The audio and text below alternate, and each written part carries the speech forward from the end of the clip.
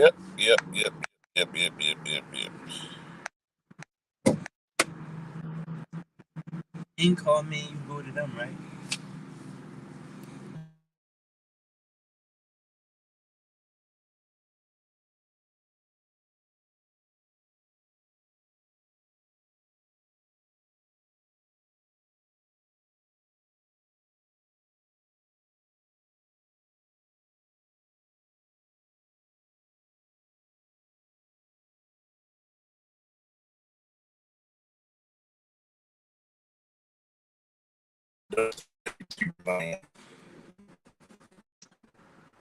Thank you, thank you, Audible and PK for giving me this topic. This is powerful. This is going to be powerful.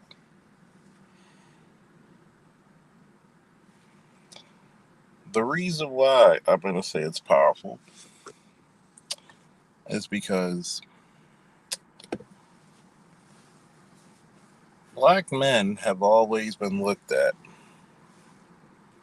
in a very narrow lens. And I can say that because I, for one, am a black man. We can't be ruthless. We can't change our lives. We got to be up and at 'em day one, A1 since birth. And I had to remind my good friend PK, a good man is not a nice man. A good man is a dangerous man who controls that dangerous monster inside.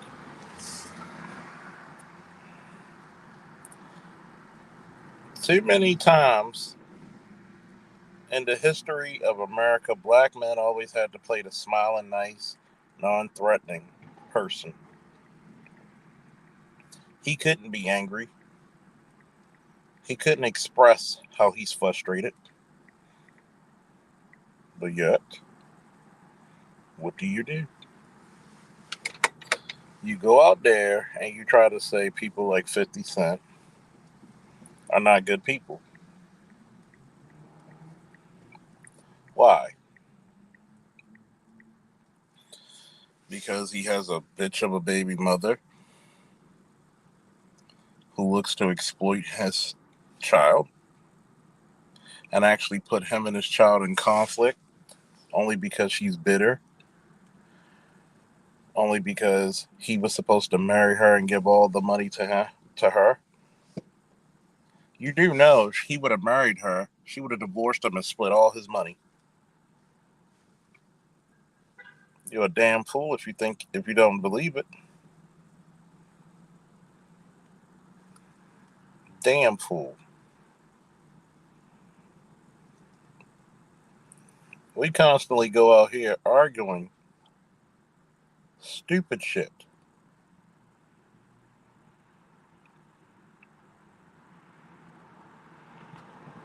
And I do mean stupid shit when it comes to being a man. See, a lot of people will tell you what they think, what they feel about masculinity, but none of them can give you a direct answer.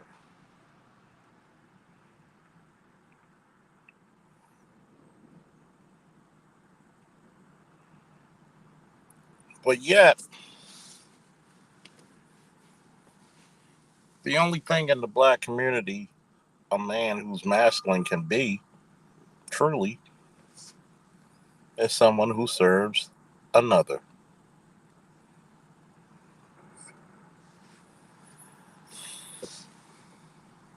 You can't have a dream.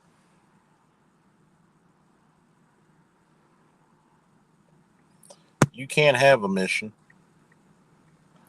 You gotta have good enough dick, make enough money, do everything to please her, and don't you bother her by asking for something in return.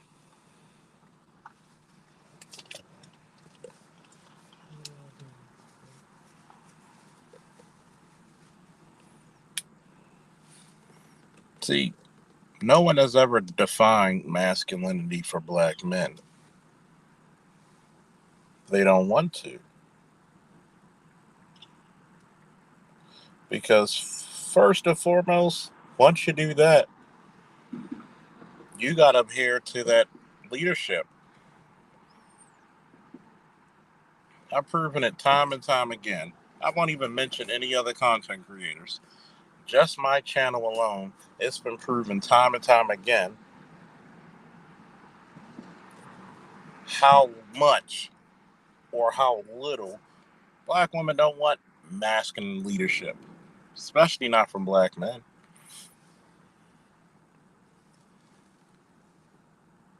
Think about it. I'm single because I could go on trips and I could go do this and I could do that. So can I.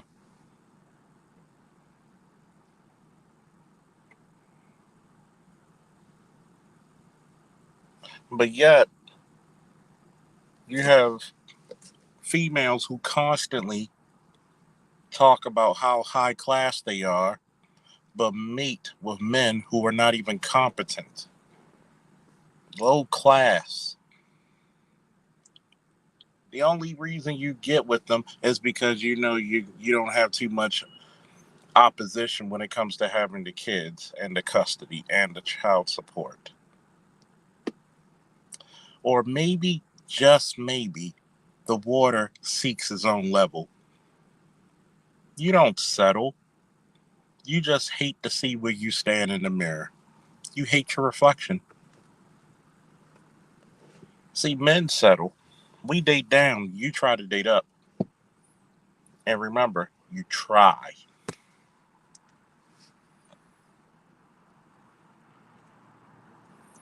What makes it even more interesting, when I was on Art of Itmore's last night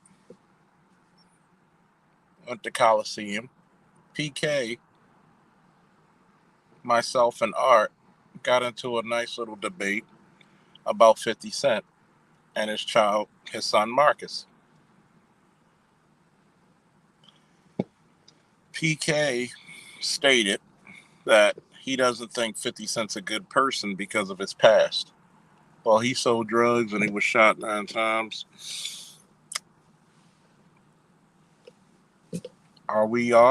Is he a good person for doing what he was doing? Or are you a good person when you actually, make a change and make something out of yourself? And I said before, this is the reason why black men can never be anything less than perfect. You can't make a mistake. You can't fall. You can't have a bad day. I even asked PK because I know PK. I love him to death, but he does this bullshit a lot. When you got him cornered, he will not answer a direct question because he knows that he was wrong. Love him to death. That's still my boy, but he does this shit a lot. He will try to conflate the issue instead of saying what makes a person a bad person. Because what you think is moral may your morality may not be the same as legality, efficiency,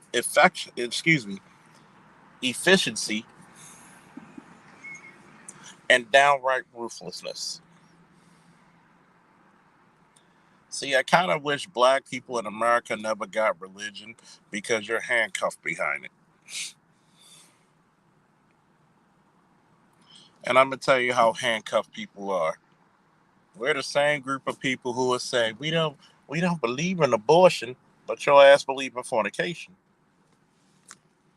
If you say you believe in one part of the Bible, you gotta believe it all. These are the same chicks who will say, "Well, a man is supposed to do this for a woman," but they won't. But they don't believe in the part about a woman being submissive to a man. See the hypocrisy? Please like, share, subscribe, donate, support the GoFundMe, support the Cash App.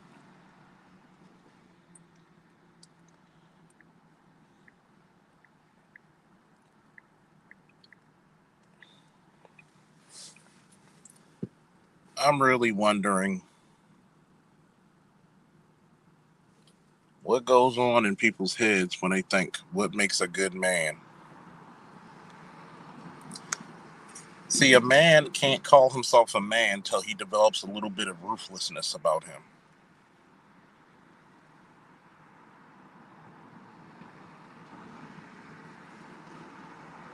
And by the way, Christianity, you know, good old Lewis, when Paul became a Christian, it's way different than what the hell bastardized version we have now.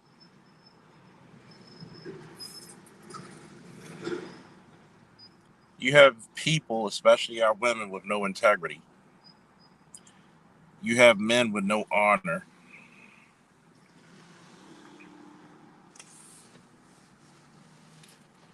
See, Paul was really, really hated. And I can tell you why. Because when he wrote Acts, Corinthians, all those books of the Bible, I believe Ecclesiastes, um, Romans, Thessalonians, all those books in the Bible. A lot of people don't notice he was writing to different churches and he was chastising. He was putting foot into ass at all these churches and calling them straight the fuck out.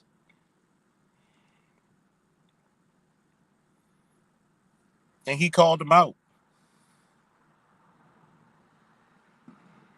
See, when men come of age, and when a man comes of age, it doesn't necessarily mean that he's an adult.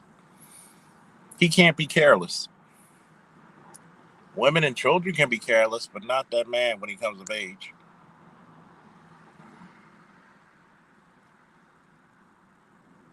We look at men as being nice. Well, you should take care of your kid and do all this. See, in the black community, a father should only be what? He should only be an ATM with a sometimes dick. That's all they really want. I'm happy at being single. And for every chick that tells me you happy being single, I'm glad you're single. So you can't make another nigga's life miserable.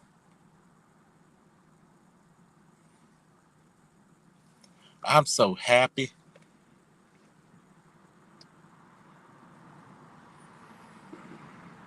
Masculinity is creation. Believe it or not, life doesn't come from women, it comes from men. Simple biology would tell you that.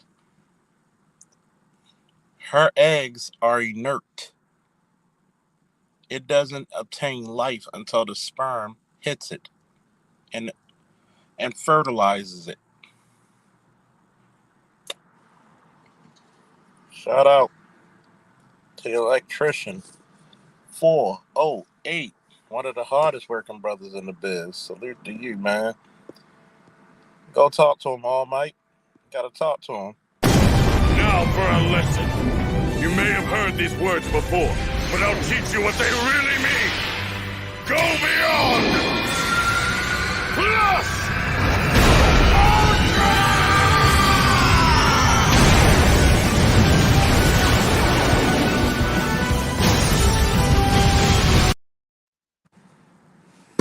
Salute to the electrician 408 again.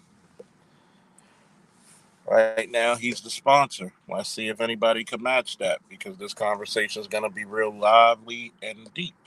So try to match it or beat it. Hey, I salute you because this is, guys like Namer, AB, Electrician, F Holiday, Lewis Coy, I'm calling you. These are my day ones. I'm listening. They always salute. They always put a dude on. I'm just going to ask this question. How respectful? Hey, there's another one. Detroit 3-1-3. Salute. by the power of Grayskull.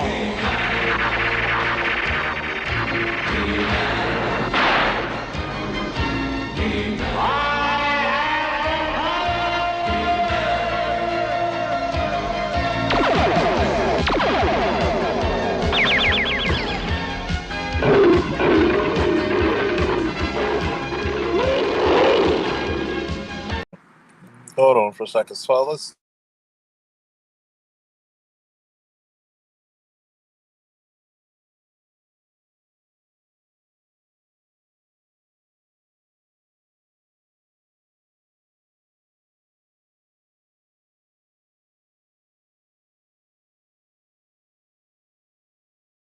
But I got this. Salute to F Holiday for the Cash App support.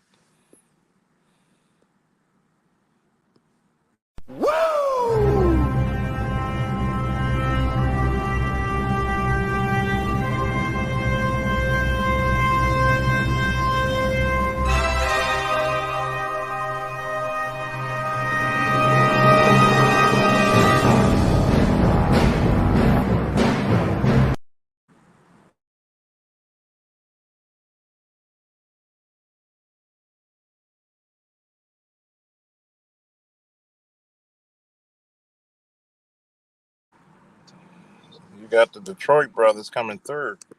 Come on, everybody else. Don't let Detroit beat you now. But salute to Detroit. Keeping it real, man. Salute to y'all, man. See, masculinity in the black community is supposed to be a monetary and sexual pleasuring thing.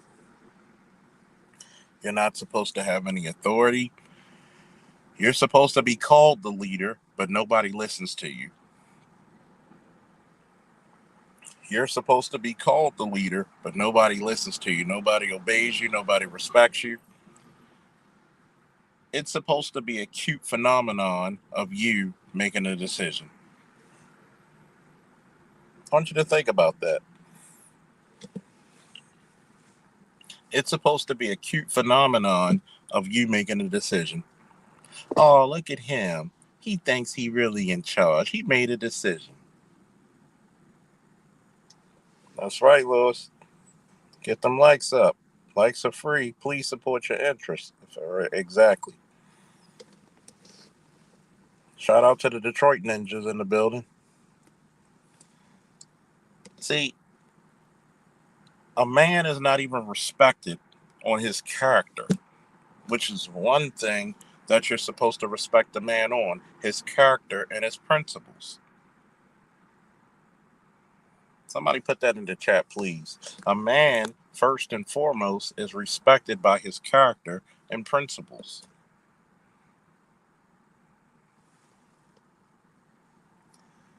The women in our community do not comprehend what character and principles are.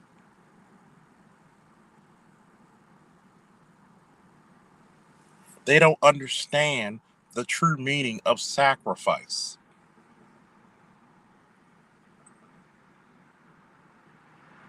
The closest they'll go to sacrifice is giving birth. And even that's been bastardized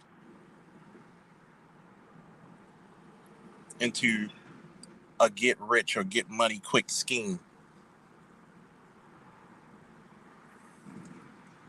You say you want me to be the leader, but how do you still get to be insubordinate?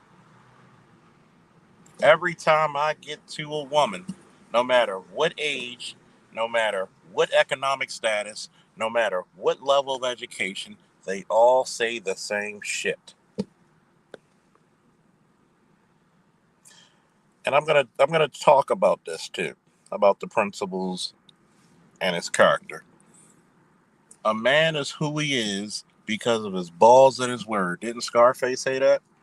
And he doesn't break either for anybody. Men are supposed to shake hands and look that other man in the eye with a firm handshake, and what he promised to do for that man, he's gonna do. Whatever happened to that?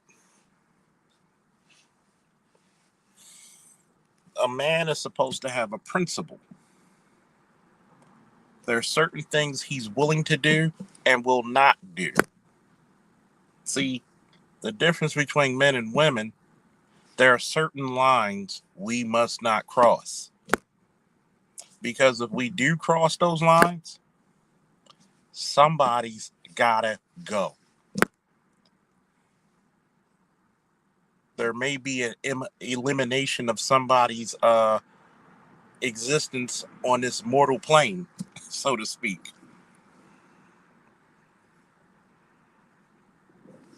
I notice when I'm talking the real shit, my viewership goes down, so make sure y'all share this to your friends.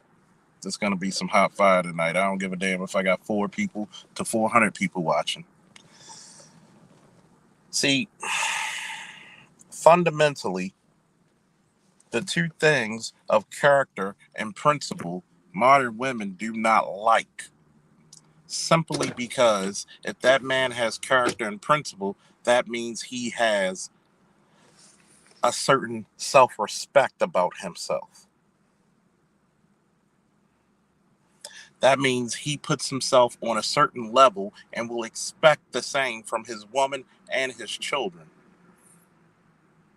And we know how much women don't like to be held accountable, responsible, or respectable.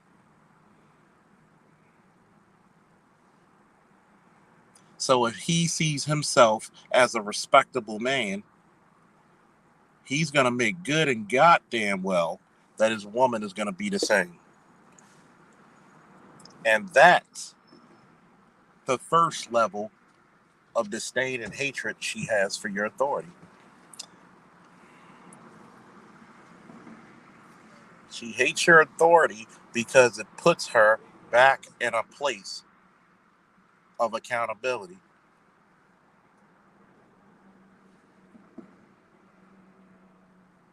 Think about that. A leader is responsible and he has to make sure the mission continues, everything's going smooth. He has to make sure everybody's protected, everybody's fed, there's a roof, there's shelter. It's no different than the military. He's the one signing over every piece of property that comes in his house and affects or interacts in his environment. He's responsible for.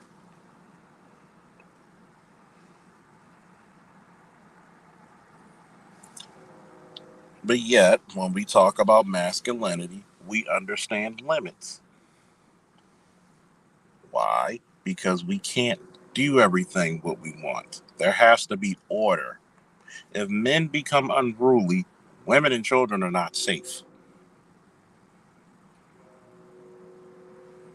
Somebody need to put that in the chat. If men are unruly, women and children are not safe.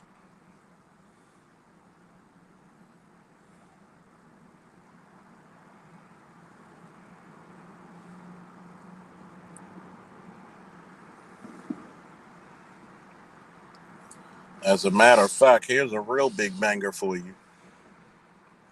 Women and children can walk around as peaceful as the violence, respect, and fear their men can invoke. I'm going to say it again for the Negroes in the back who's throwing around spitballs and paper airplanes, passing around letters that says, "Do you love me? Yes, so, maybe so. Yes, no, maybe so." You gonna wait on me for me? Come on.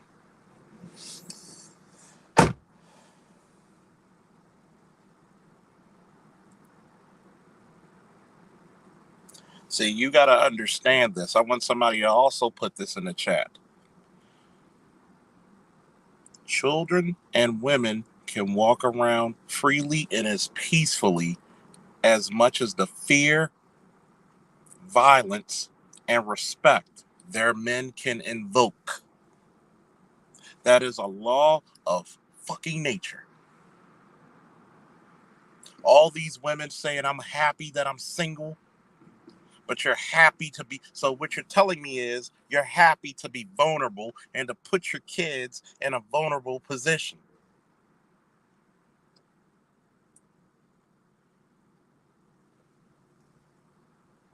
Y'all don't hear me though. Y'all don't hear me though. Every time a woman tells me I'm happy that I'm single, that means you're happy in being vulnerable. You're happy in having some damn predator prey upon your children. What is the folly of a lioness without a lion to protect the pride? Y'all don't hear me though. Swear y'all don't hear me on this one, man. What is a pride without a lion to protect it, man? What is a pride without a lion to protect it?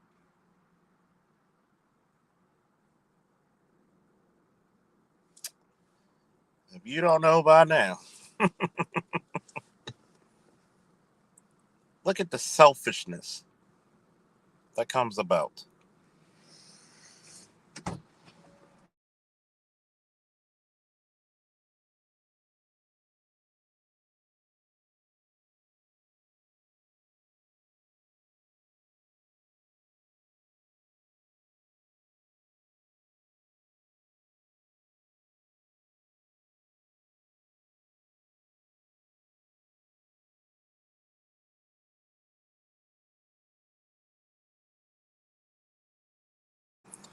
All right, hold on. Think about this. Yep, you're right, Amber. Absolutely lost and overran by a hyena clan. A gynocratic clan overruns a civilized community. That's good. That's good.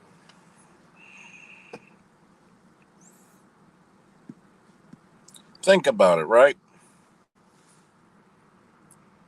Right now, we got what, 17 people listening? Which I'm glad to have 17 people listening to me anyway. But you get all these hyena channels who could get hundreds of views. And they talk about absolutely nothing that will better the community. Notice I'm talking about how men need to be masculine. They need to be strong.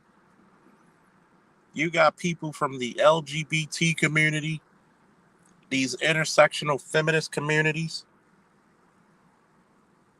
who are all going to tell you men stop working out. Men are not made to be dominant. They're made to be submissive. It's okay to be weak. I'm going to tell you this right now.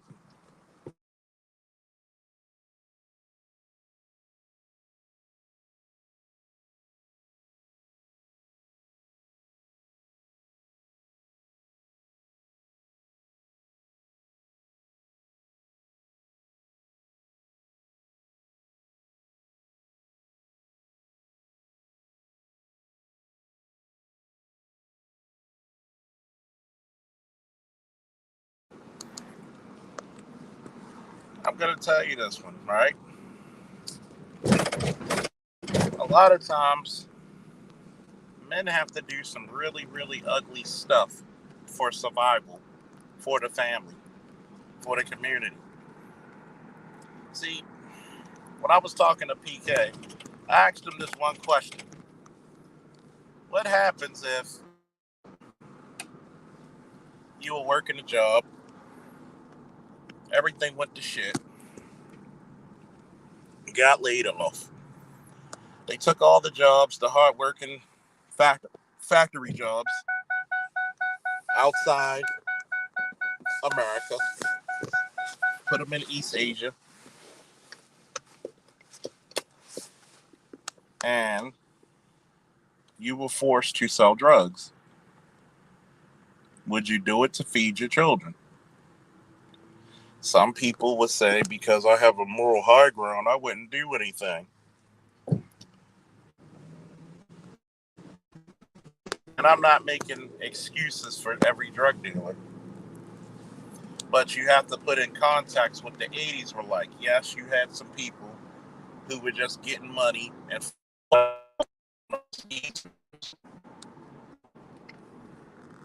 but what about the guys who had no other way to support their family because one, all the jobs were gone, and B, the children were starving.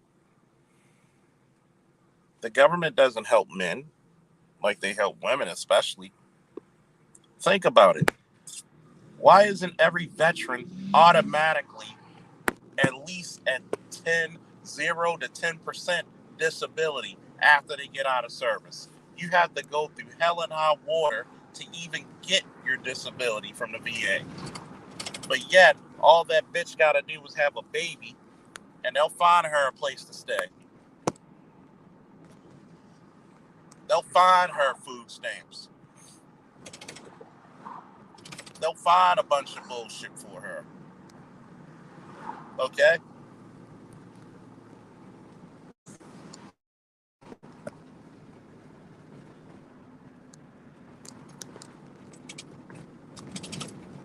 But men, these new age motherfuckers are telling you not to be strong, not to be effective,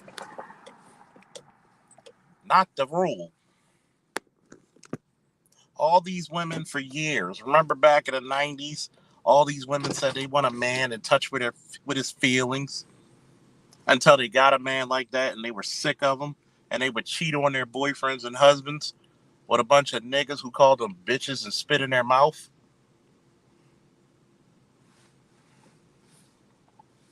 Can't fight biology.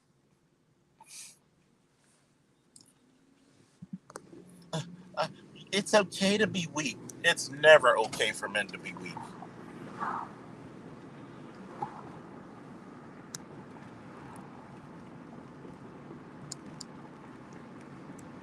I'm just going to tell you that now. It is never okay to be weak.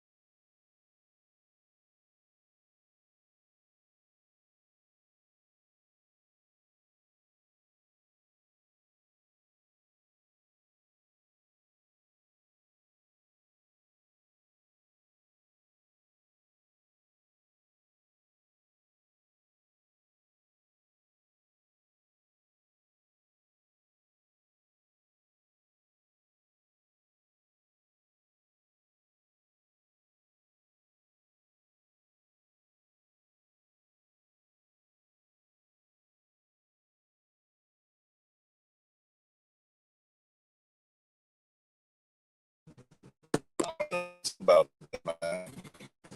You guys age people being weak and vulnerable. You cry in front of your woman, you ever be vulnerable in front of your woman, it is very hard for that woman to respect you. You better have a damn good reason why you cry. And even then, that woman, because she's not the most understanding chick, is not going to understand why you're crying. She's just not. Think about it. The average guy who flips at McDonald's, they just don't. You got them got $2 more.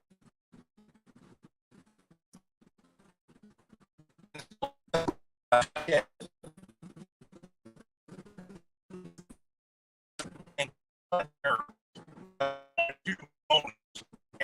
all that about but you have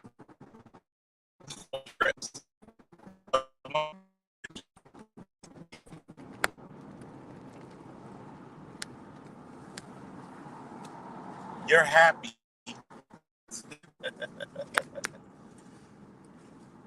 going through it because you want to be independent and single, not within taking anybody's bullshit, but you want everybody to take your bullshit. I think it's funny. But carrying on, a man cannot afford to be weak.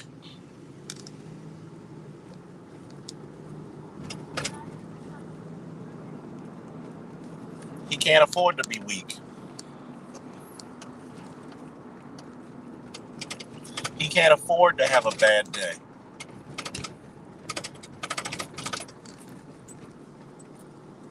What's welfare reform for black men?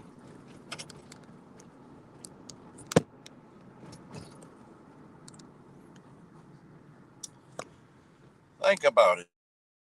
You're supposed to have the character and the principle to keep on fighting. Because when you want to quit, nobody understands. When you get tired, you're being called a bitch. Think about it.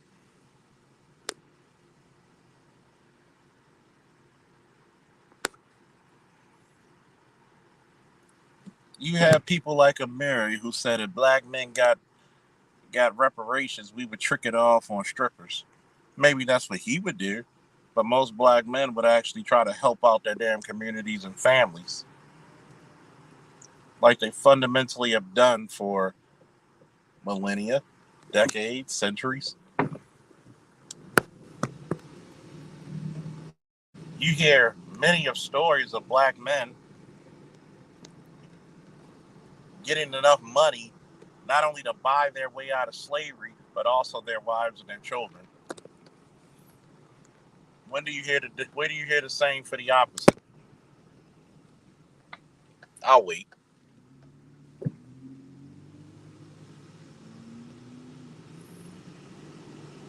See, fundamentally, fundamentally, you got to be able to navigate this world.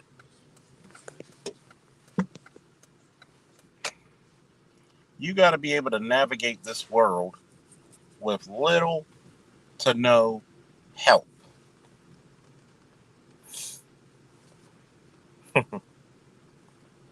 You got to navigate through this world, and people expect you at 18 years old to be able to take care of a family of 4 or 5 with no help from the woman. But we get this beat into our heads since we're little kids. For what?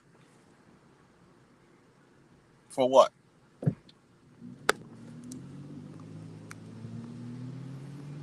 Go ahead and work like a goddamn slave.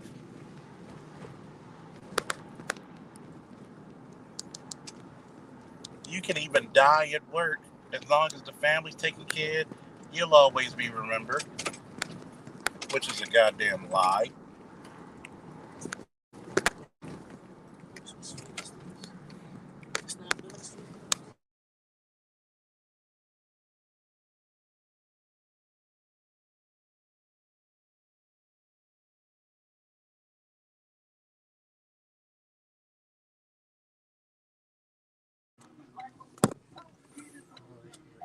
You're not seen as human beings. See, women and children are human beings. Men are human doings. Your humanity only counts as long as you're doing something.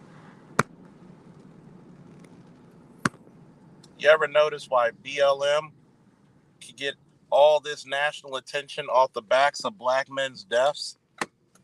If you really want to look at equality, when have they done it off of a black woman's back? I'll wait.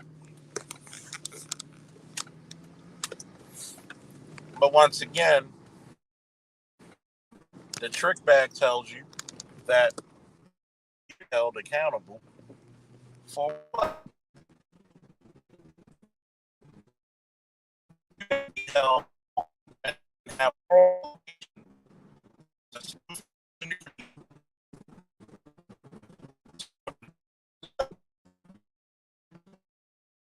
She's a seditious traitor. You're supposed to protect that black woman, even if she's an abusive mother, even if she's a goddamn whore, even if she's a divester. You got Negroes out there saying that I'm gonna protect divestors. And see, I never seen these little things in the chat anymore. I never seen these chat, but when you talk about serious shit, that's when these little bots come, right? That's when these goddamn bots come. Don't time that shit out. Just block it. Not even block it. What you need to do is put it up there for improper stuff and block it.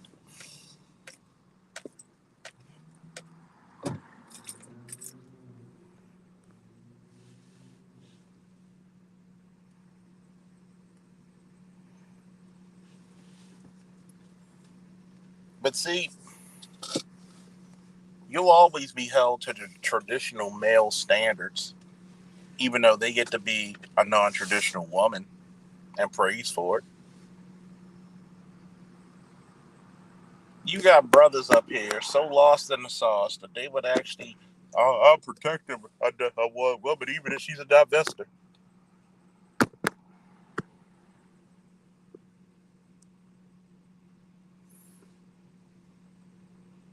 Detroit said Oprah promoting black men are deadbeat fathers back in the day. Men were not checking for relationships at the time and have less children. But Oprah will never put up the statistics that's been found out that 1.2 million children in the black community were never sired by a black man. I wonder why. It actually goes against the narrative. I know.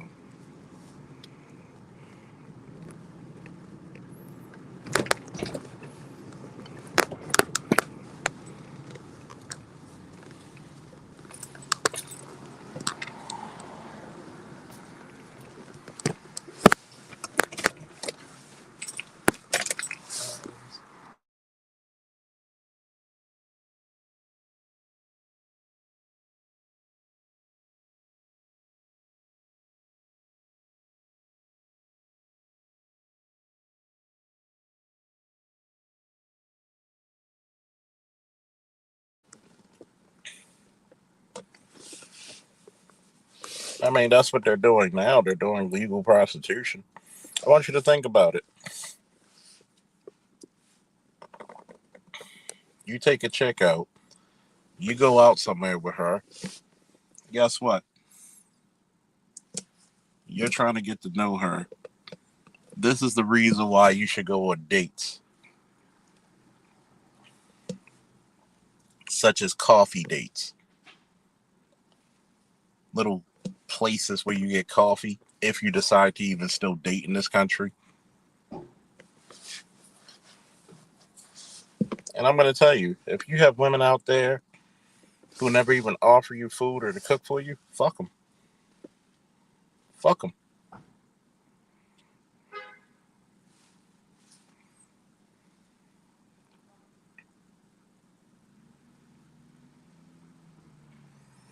Well, see, here's where you're wrong. They're gonna have to legalize it because these women are losing jobs faster than anybody.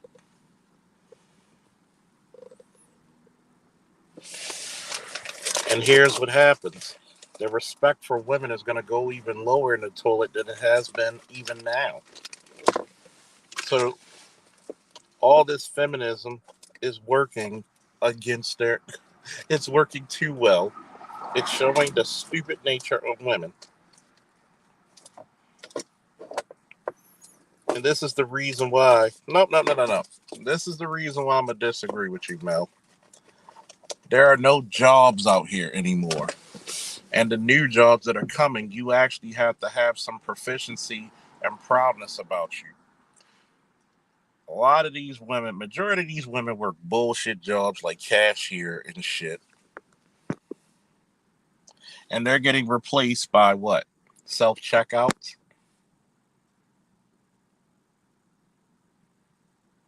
They're not. They're legalizing. Why do you think they're decriminalizing prostitution? That's the first step before you make it fucking legal. But how would I know? I'm just some guy.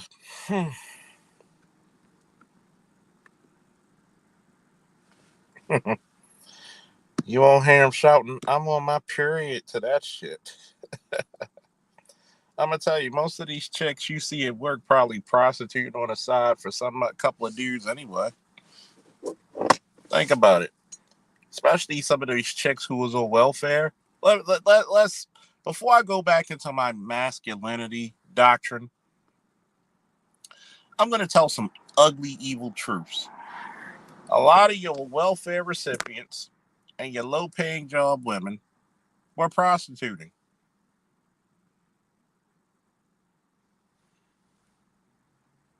A lot of them were. They were getting fat off the government, had about 2, 3 kids, so they were getting like $500 or more in stamps. Getting a check to pay a check from welfare, a house better than what the fuck you can buy off of your hard work, and prostituting probably 3 times a week and making a killing. And probably have a heavy rotation. Bro, I'm gonna tell you, Mike, they're gonna legalize prostitution because a lot of these jobs ain't coming back. And majority of the jobs, you in 1 month had 400,000 jobs go away, and it was just women. And it was just women. That was just in 1 month when COVID hit. These feminists, see, you got to understand, feminists are not as powerful as you think. They're really looking like idiots because now men are holding them accountable to their own doctrine, which they failed to do. Oh, I was waiting for somebody.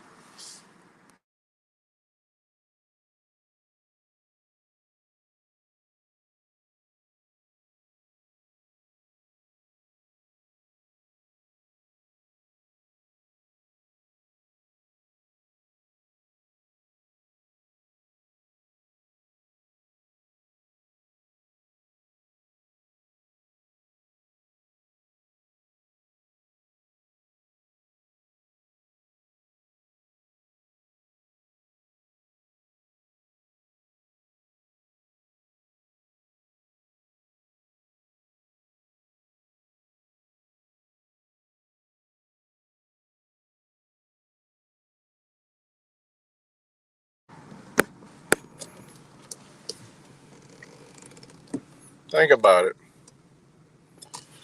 You got to think about it honestly, man. Women, they always claim they get paid 75 cents to the dollar of a man. Why would we even hire women? I mean, excuse me, why would we even hire men when I can actually make a bigger profit if that shit was true? The wage gap and all the other bullshit. Why would I? Now back to the masculinity piece. See, that woman will always expect somebody to take care of her. But the man has been culturally conditioned to always be a patriarch, even though he gets no benefits from his work, from his sweat equity, from his ingenuity.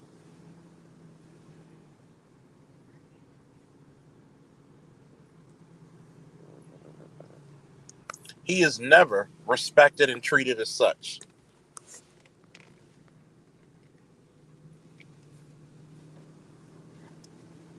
What does he get? What are the advantages of him getting married? I think a lot of people are foolish and start to actually look and dictate how foolish they truly are.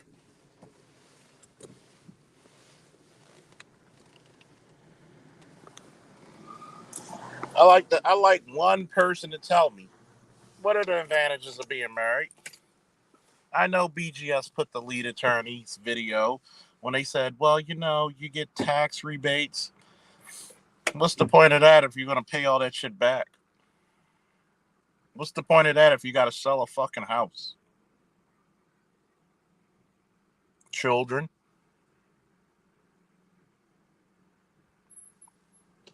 Each passing year, the advantages of being married are going away.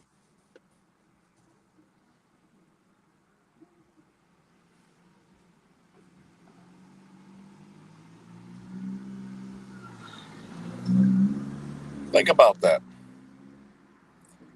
You're still held to patriarchal responsibilities, but everybody else around you get to play like Loki.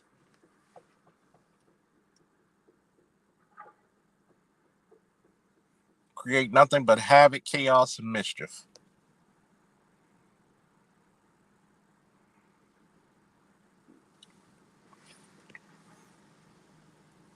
But oh no, let's get it even harder.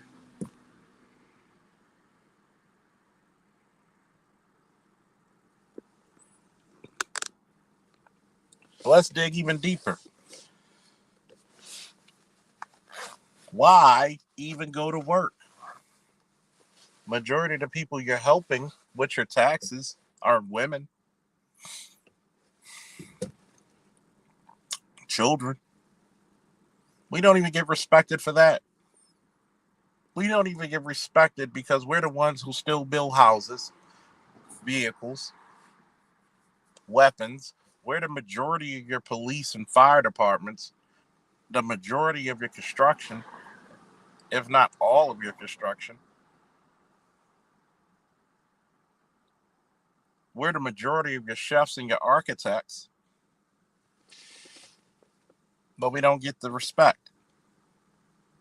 And see, I had to tell this to a female friend of mine. This is the reason why shit goes bad for you, because you don't understand men. You think you want to go party your life away.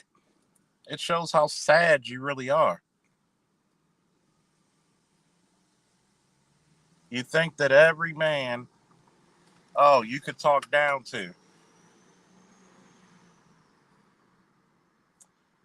This is the plan. This was the folly of the feminists. See, feminism works very well when men play along. When men start thinking for themselves and take away the veil, recover their sight because of mommy politics and blindness,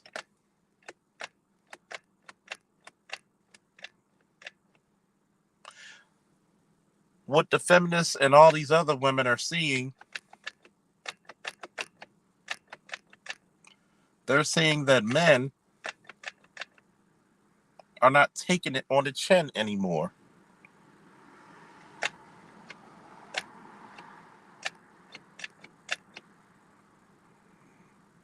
They're seeing that men are actually going to take themselves first in the equation before anyone else.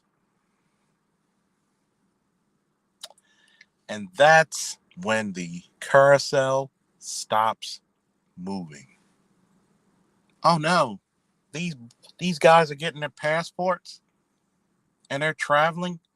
They're going to Comic-Con, BlurCon, Otakon, and not giving a fuck.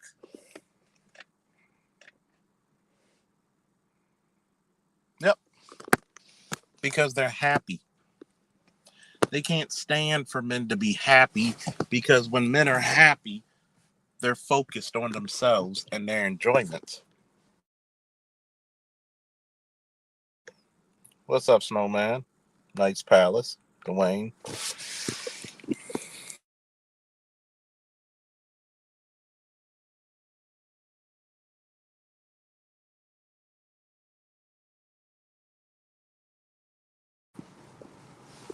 So you got to remember that, why do you think they go out of their way to enter male spaces? Why the fuck do you need girls in the Boy Scouts when you already had your own scouts?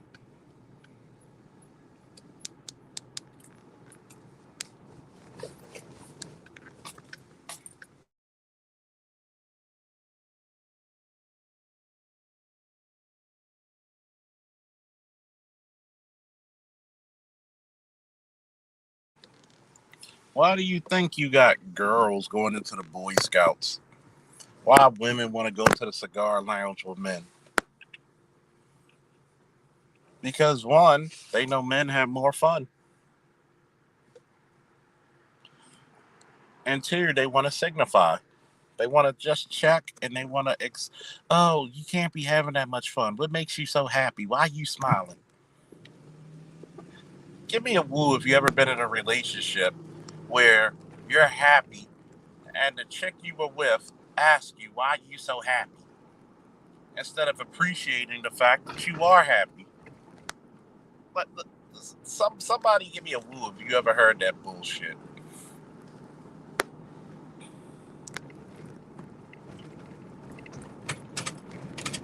See, the ridiculousness of it is that when I hear people talk about what makes a man a good man, I hate to tell them that guess what? Most of your good men necessarily are not nice. What does nice ever get? A nice man ever get? A nice man can't even get a beautiful woman. A nice man can't even get respect.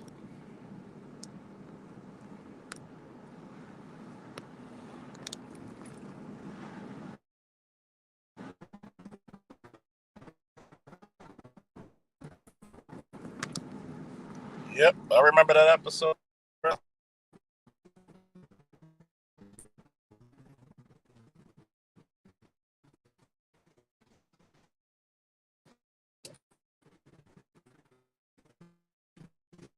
See, the craziness about it is that this nice man is really interpreted to be a docile, a cash man.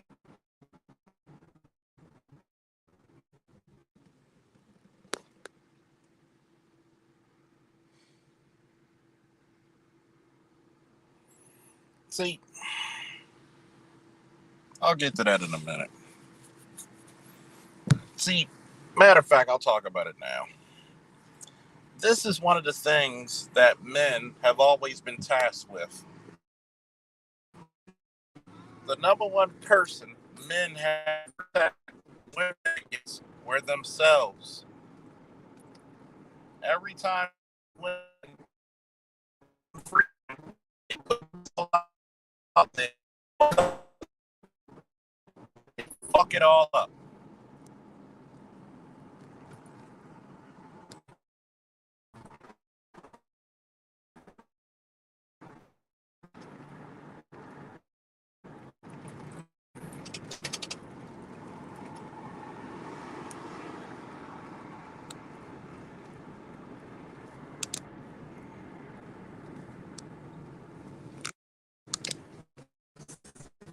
Think about it. Every time you get a woman, why do you think they're split up, men and women? It's another tax base. It makes another consumer. Women get women don't spend as much money. They don't do as much shit. But as soon as they get by themselves, spend, spend, spend, spend, spend. Buy, buy, buy, buy, buy. Uh,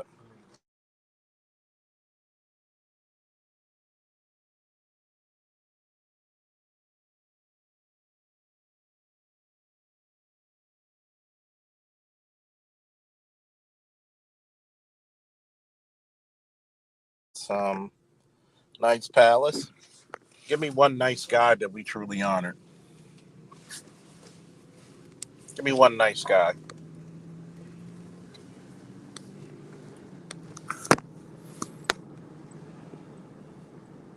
We honor effective and efficient men. We honor men who are willing to put themselves up for sacrifice. That's not a nice guy. A nice guy isn't going to ruffle the system. A nice guy isn't going to fight for nice men. Just don't.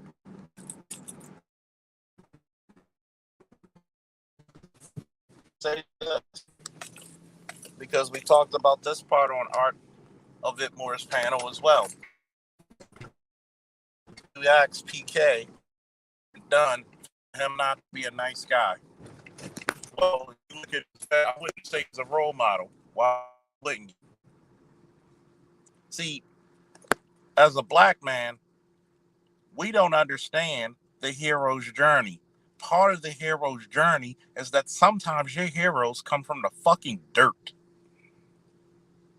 Hello.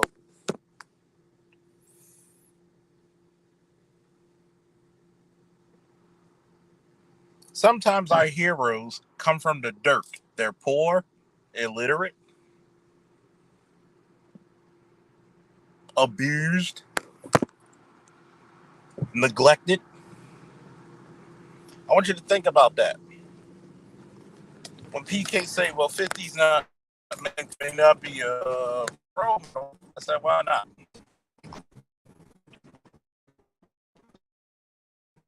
Well, you know, some of the stuff he did. Wait a minute. Didn't Malcolm X do the same?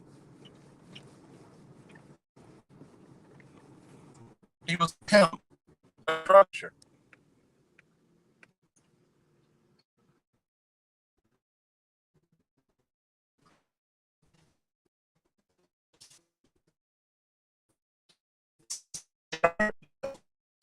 See, a black man is supposed to have a reflection, a change in his life.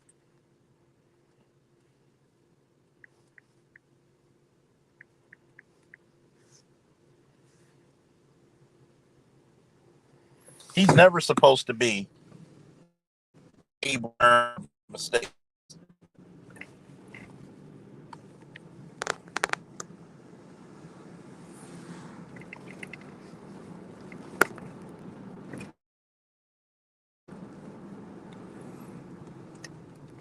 See, your greatest heroes usually fail the first time. You know why we revere Luke Skywalker? Because the first time he challenged Darth Vader, he got his ass kicked and his hand taken.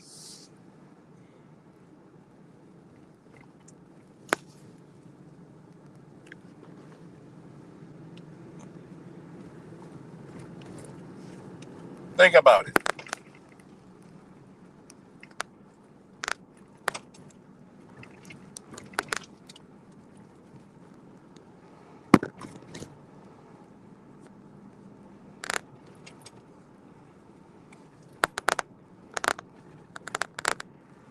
Every hero usually has to go through some turmoil. They have to go through something to overcome. Sometimes it's their past, sometimes it's schooling, sometimes it's the academy, sometimes it's basic. Sometimes it's just walking through your block just to get to work to triumph.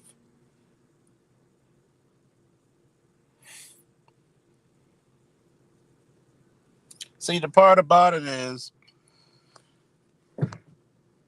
PK was making the assumptions that the fact that the reason why his son's mother was treating him this way and infecting his son with such poison against him was because he did something to her. But yet, we are so quick to come to assumptions about black men, but yet we won't talk about what the realities of black women are doing to him and his son.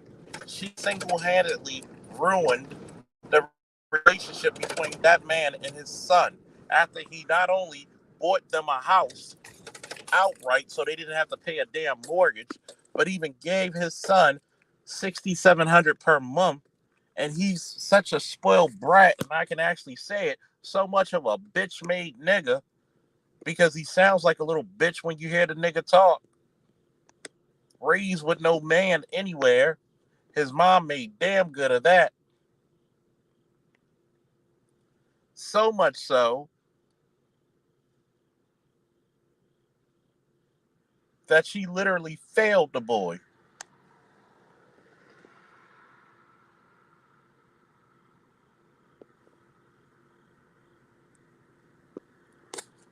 But we never want to talk about that.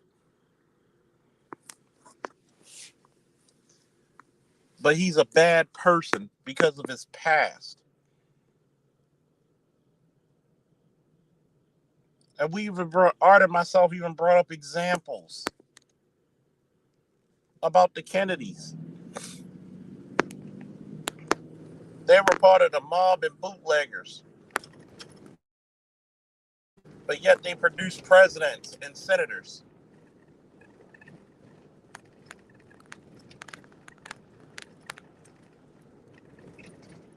It's so funny how so many legitimate businesses today got their starts from the slave trade.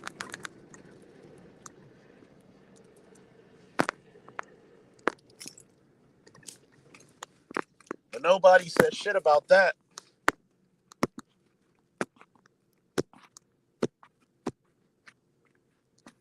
It's amazing that Robert Downey Jr. was able to make a redemption story when he was a drunken drug addict. But he's so beloved now as Iron Man and Sherlock Holmes and whatever other characters he's playing.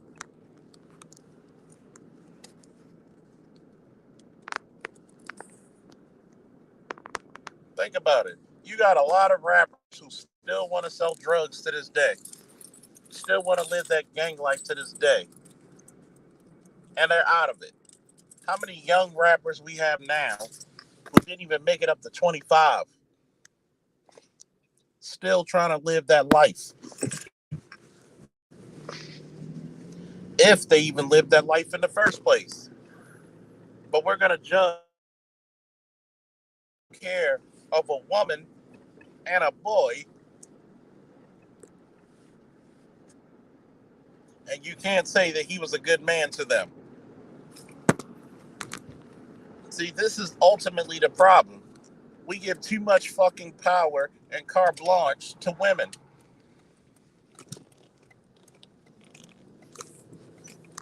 This whole believe women shit, you know why they can say that?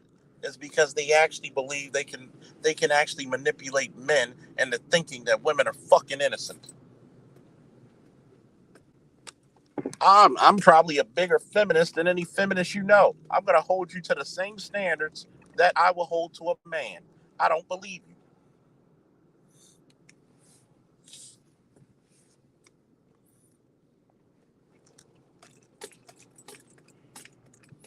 Oh, so that's not fair. That's not nice.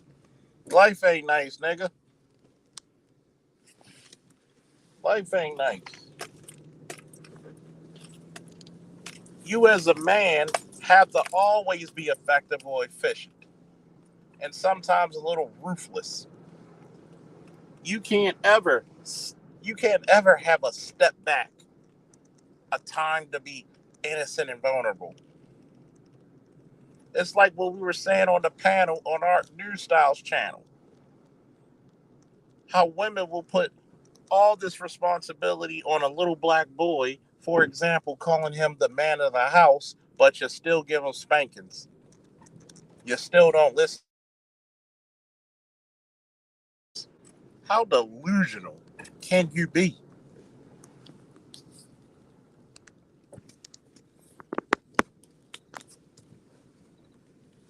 I'm sorry.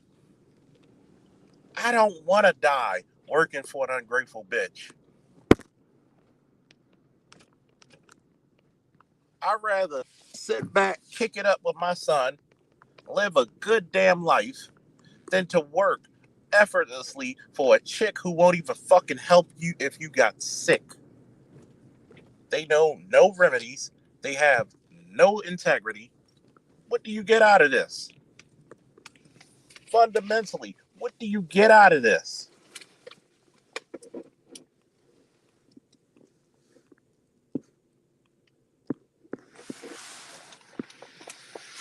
You don't even get a wife anymore. You get a whore.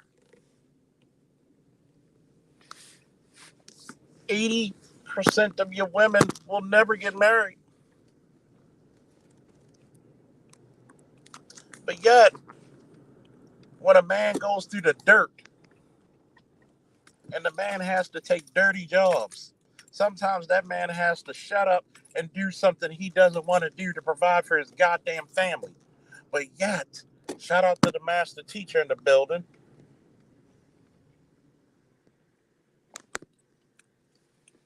He said it best. And I asked this to my friend. I said, you talk about submission. If we could pay the bills, why do women who live in a third world country in a tin shack with a goddamn pig farmer love, respect, and support men who make almost nothing compared to an American first world man? Why can he get the respect? Why can he get the submission? Why can he get the cooperation? Because fundamentally, you don't understand nor care to know what men think. But y'all don't hear me, though. Y'all don't.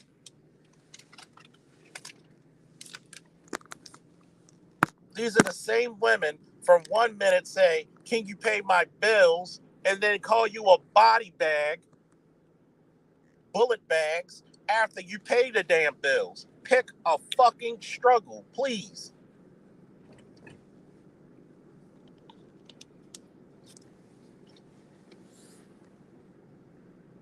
These are the same chicks who will say, who hurt you?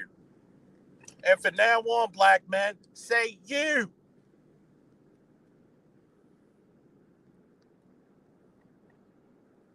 See, one thing about having a principle and character, you're not going to fall for the bullshit that other men will.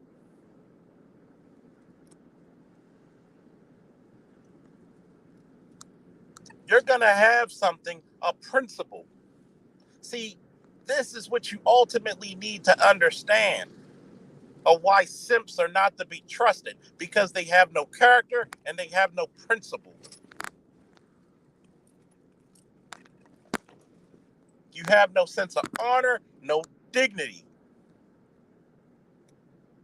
Even if you're doing it for the money, no dignity, no honor, no integrity.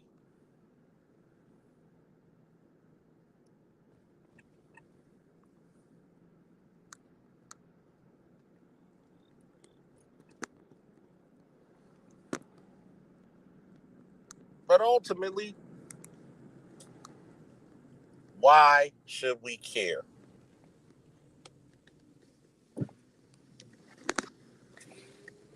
Why should we care to be nice guys? Last time I checked, great men never really were nice.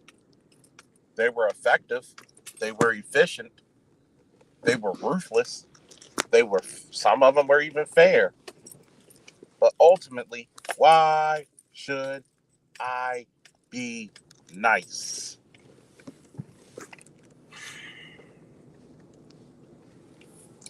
Why should I be nice to something that's not respectable? Why should I be nice to something that's uncaring? Why should I be nice?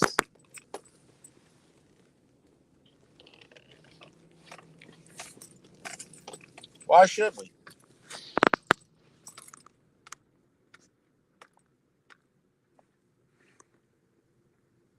Yeah, you're right. They love to see us stressed out.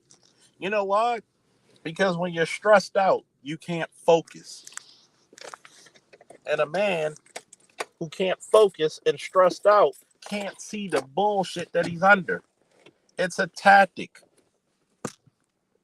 It's misinformation versus disinformation. It's to keep you off your game and off your purpose and off your focus. Because once you focus on yourself, You'll leave that chick and be like, she was never for me.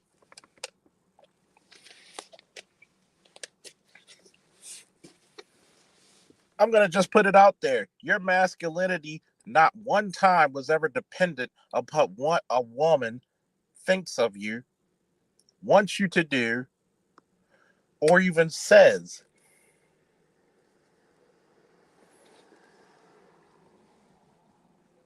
There are going to be haters out there. And sometimes the biggest haters are the ones you in the same bed with when you wake up. Sometimes, for some people, if you're lucky, sometimes your biggest supporter is the one you go into bed with. But everybody's not that blessed or lucky.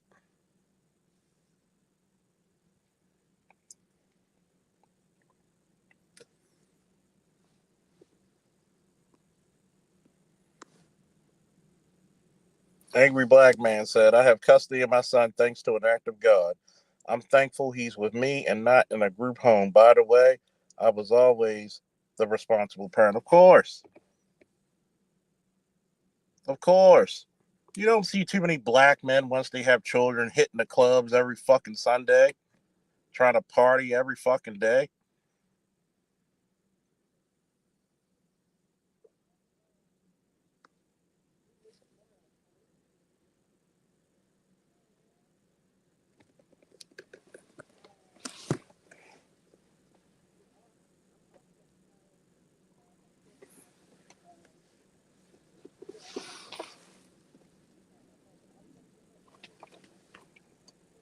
You don't see that shit.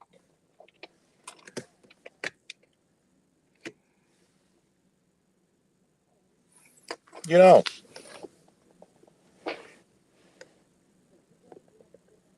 it's shameful that it takes you an act of God to raise your child properly.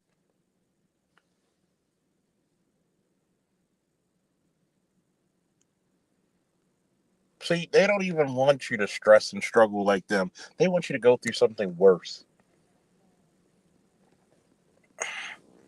They want you to be a failure so they can blame everything on you. I told you niggas weren't shit.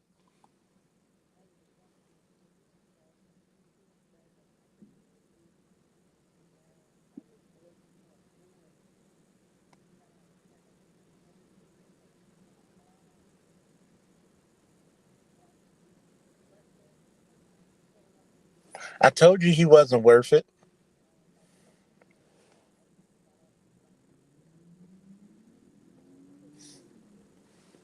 I think it's funny.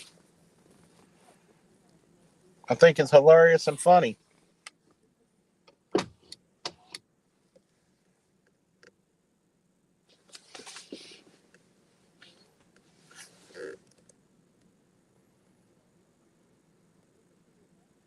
I think it's funny that your masculinity is not even respectable, even by other men, because we're not nice. We're not role models. I dare any of you to ask your fathers if they're still around some of the grimy shit they had to do.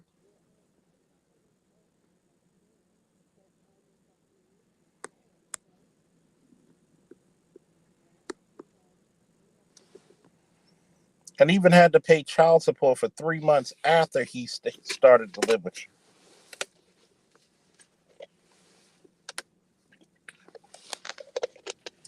Let me ask you this one, angry black man. Did she say you weren't shit? Did she say you weren't good for shit?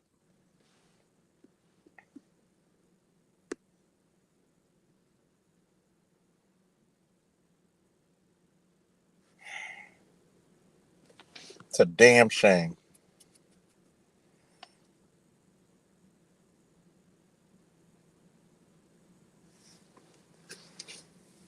Mm-mm-mm. I'm going to open up the panel. If anybody want to join, hop on. Let's try to stay on the subject tonight.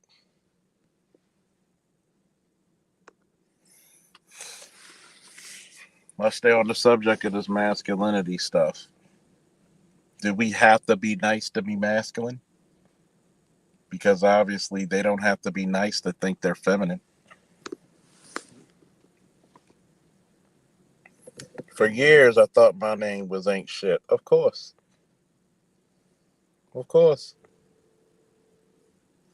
But she never, ever, and I mean ever, saw anything she did was wrong.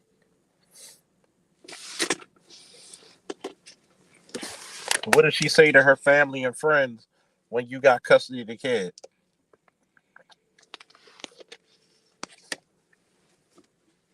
Oh, he stole my child. Shout out to Dardar for the super sticker.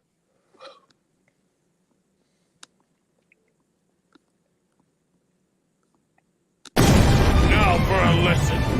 You may have heard these words before, but I'll teach you what they really mean. Go beyond! Plus!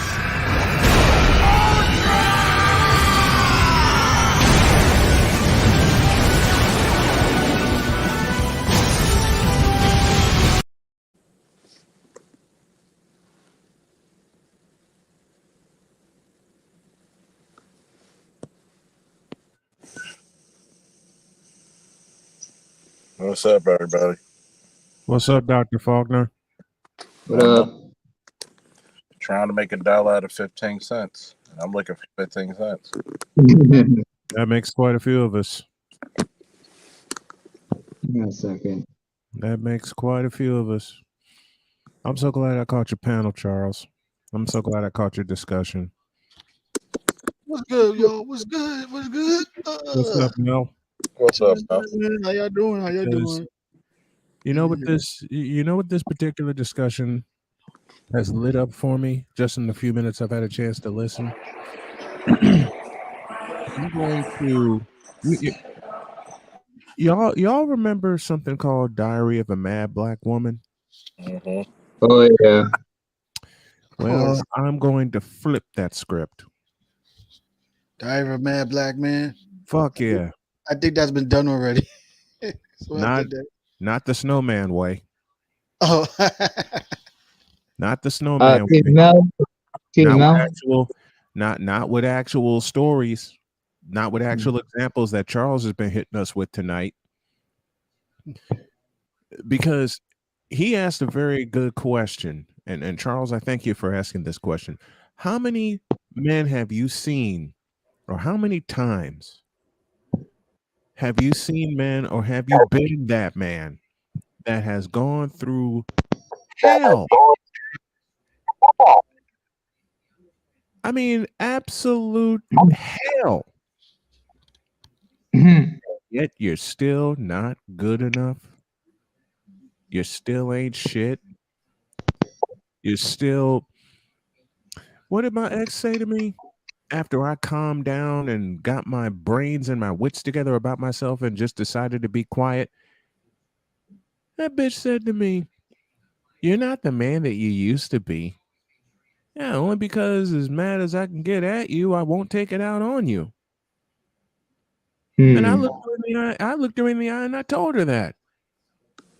You know, Snowman, I had a woman who said that to me. You're not the man that you used to be. Well, obviously, you 3 times the woman that you used to be, too. Mm-hmm. You 3 times the woman you used to be. And to just shout out to Doc for the $2 super chat. The show's called My Hero Academia. Go beyond plus ultra. I started noticing a pattern now. And I hope BGS is listening too, because I know y'all was on Art Ismore channel earlier. So I wanted to ask BGS and TSR Johnson. Maybe they may see a pattern coming up, because I just really see, y'all know actress Alexis Fields, Kim Fields' sister. Yeah. Yeah, I just recently found out she's divorcing her husband.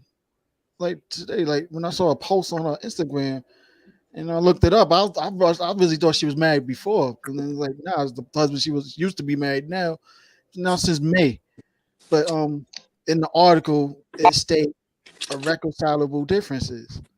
Now she's so, and we know the recent news of the one of the Mari twins. Tia. What was her excuse also too? Irreconcilable differences. Once he dared me announce which basically means the man didn't do anything wrong.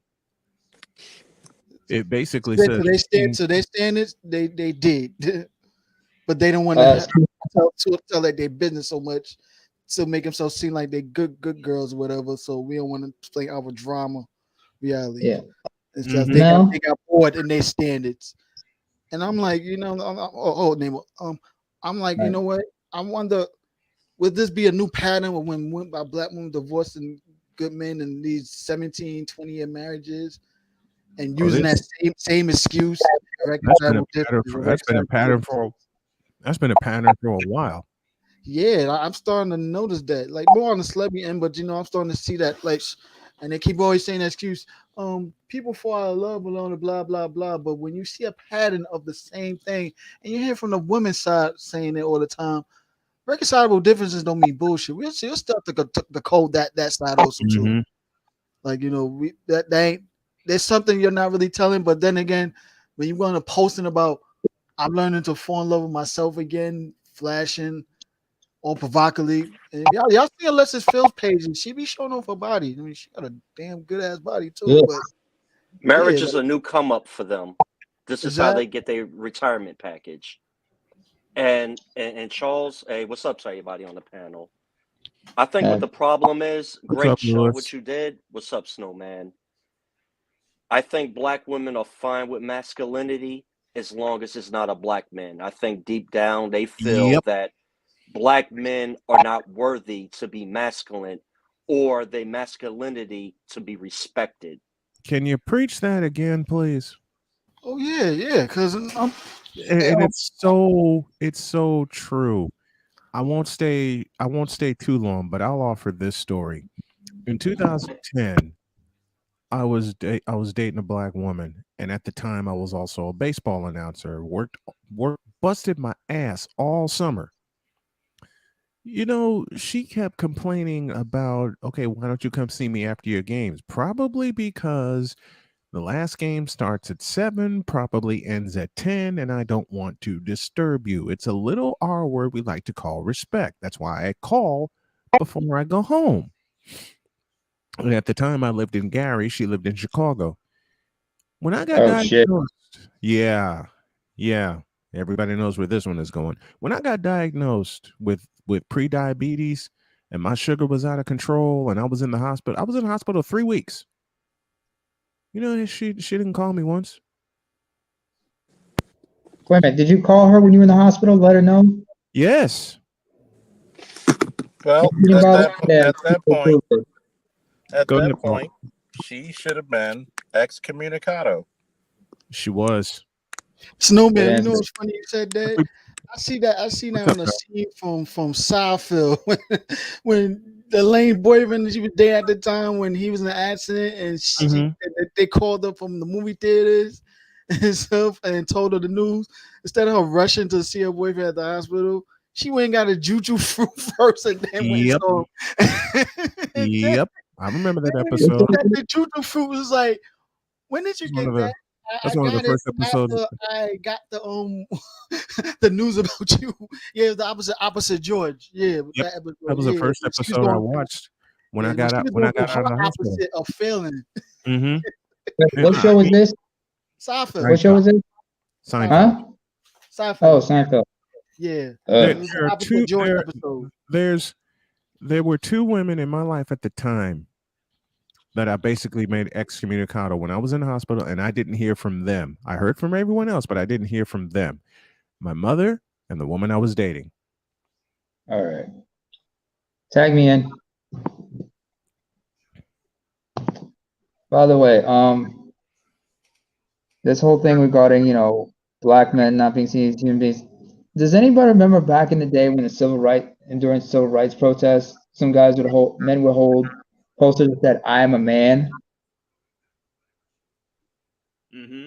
Because in those days, even now, black men are not seen as human beings. In the society you guys live in, you're still seen as the designated underclass, designated garbage. You're what's called human doing. Yeah. Exactly. Oh, by the way, Mel, what I wanted to mention was also, you know, like what to piggyback what Snowman said about the whole thing about divorce. Irreconcilable differences. My question to you, first of all, fam, is this woman you mentioned, this actress, which state is she living in, and do they have no fault divorce? I don't know where Alexis live at. Must be in California because California does not has no fault divorce. So which means you can. So when they say irreconcilable differences, it means it's a divorce willy-nilly. Yeah. Yeah, but she was married for 17 years with the dude, and they got 2 kids together. Yeah, so it's on some bullshit. Willy-nilly. Yeah, Tia soon to be divorced marriage from Corey. It was 20 years. Wait. Which one was it? One of the Maury twins. Tia Mary and Corey Hardick. They was married for 20 years, and then was something like last week they announced they divorced him. Well, she announced they divorced him. The one is married to a black guy, right? The one married to a black guy. The one married to a black guy? Yeah, the light-skinned black guy. Yeah, they're both light-skinned. No, wait, hold on a second. Can you differentiate the twins? Do you know how to differentiate the twins? There's a difference between the twins. Yeah, a little slight difference in the facial. Oh no, there's two. There's one way you can tell.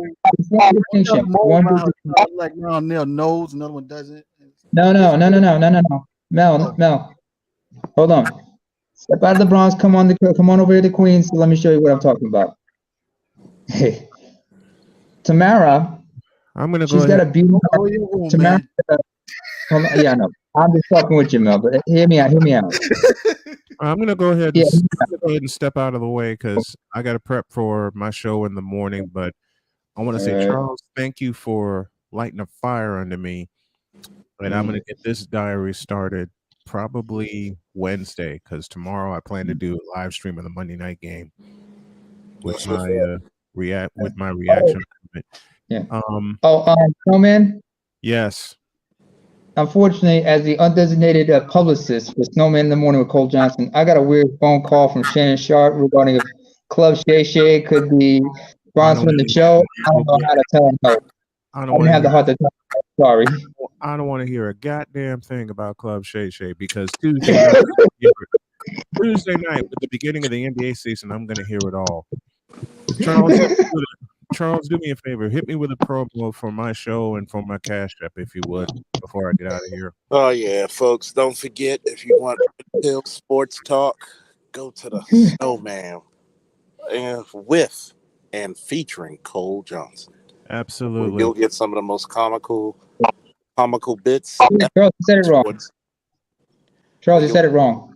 Where you'll get some of the most comical bits and talking shits that you'll ever see in sports. And that would be then tune in later that night for Snowman Unfiltered, where the Snowman turns ice cold on masculine issues such as men's rights, as fathers' rights. You don't want to miss it. Sure don't. You sure don't. Oh man, thank you. I hate the big ass. Yes, thank you, F Holiday. It's a vague term. When you're losing half your stuff, you better will be listed and described with much more detail. When I got divorced in 1998, nearly went there, but I'll leave with this. I'm glad I didn't have anything when I got divorced the first time. When I got divorced in 1998, I'm glad I didn't have anything. I got yelled at for it. I got cussed out for it. I got laughed at for it. But I was the last one laughing as I walked the fuck off. Christmas Eve, 1998. Excuse me, Snowman? Yes. To quote Patrice O'Neill on his show when he talked about his man Dante getting divorced, he said, first of all, the good thing about your divorce was you didn't have shit for her to take shit, so she couldn't have any shit, half of shit to take. Worth a damn. So you came out of there, you came in empty-handed, came out there empty-handed. So basically, you broke even. Yep. I sure did. 8 a.m. tomorrow, folks. Snowman in the Morning with Cole Johnson. As we'll wrap up, we'll wrap up week 6 and get everybody ready for baseball's league championship series. There's one series yet to be decided. And I'm going in on the Atlanta Braves. Uh-oh. So when I call in, and I'll be like, it's the cold train. Yes, please do that. I want everybody to tune in because we're going to have fun tomorrow. There will not be a schedule. There will be a list of topics. Will we hit them all? Sick Diggy can tell you. We usually don't, but we're going to have fun with it. We always find a way. We are absolutely going to have fun with it. All right. I mean, especially the number of endorsements the show at certain segments get in that show. And I'll pose this question one final time.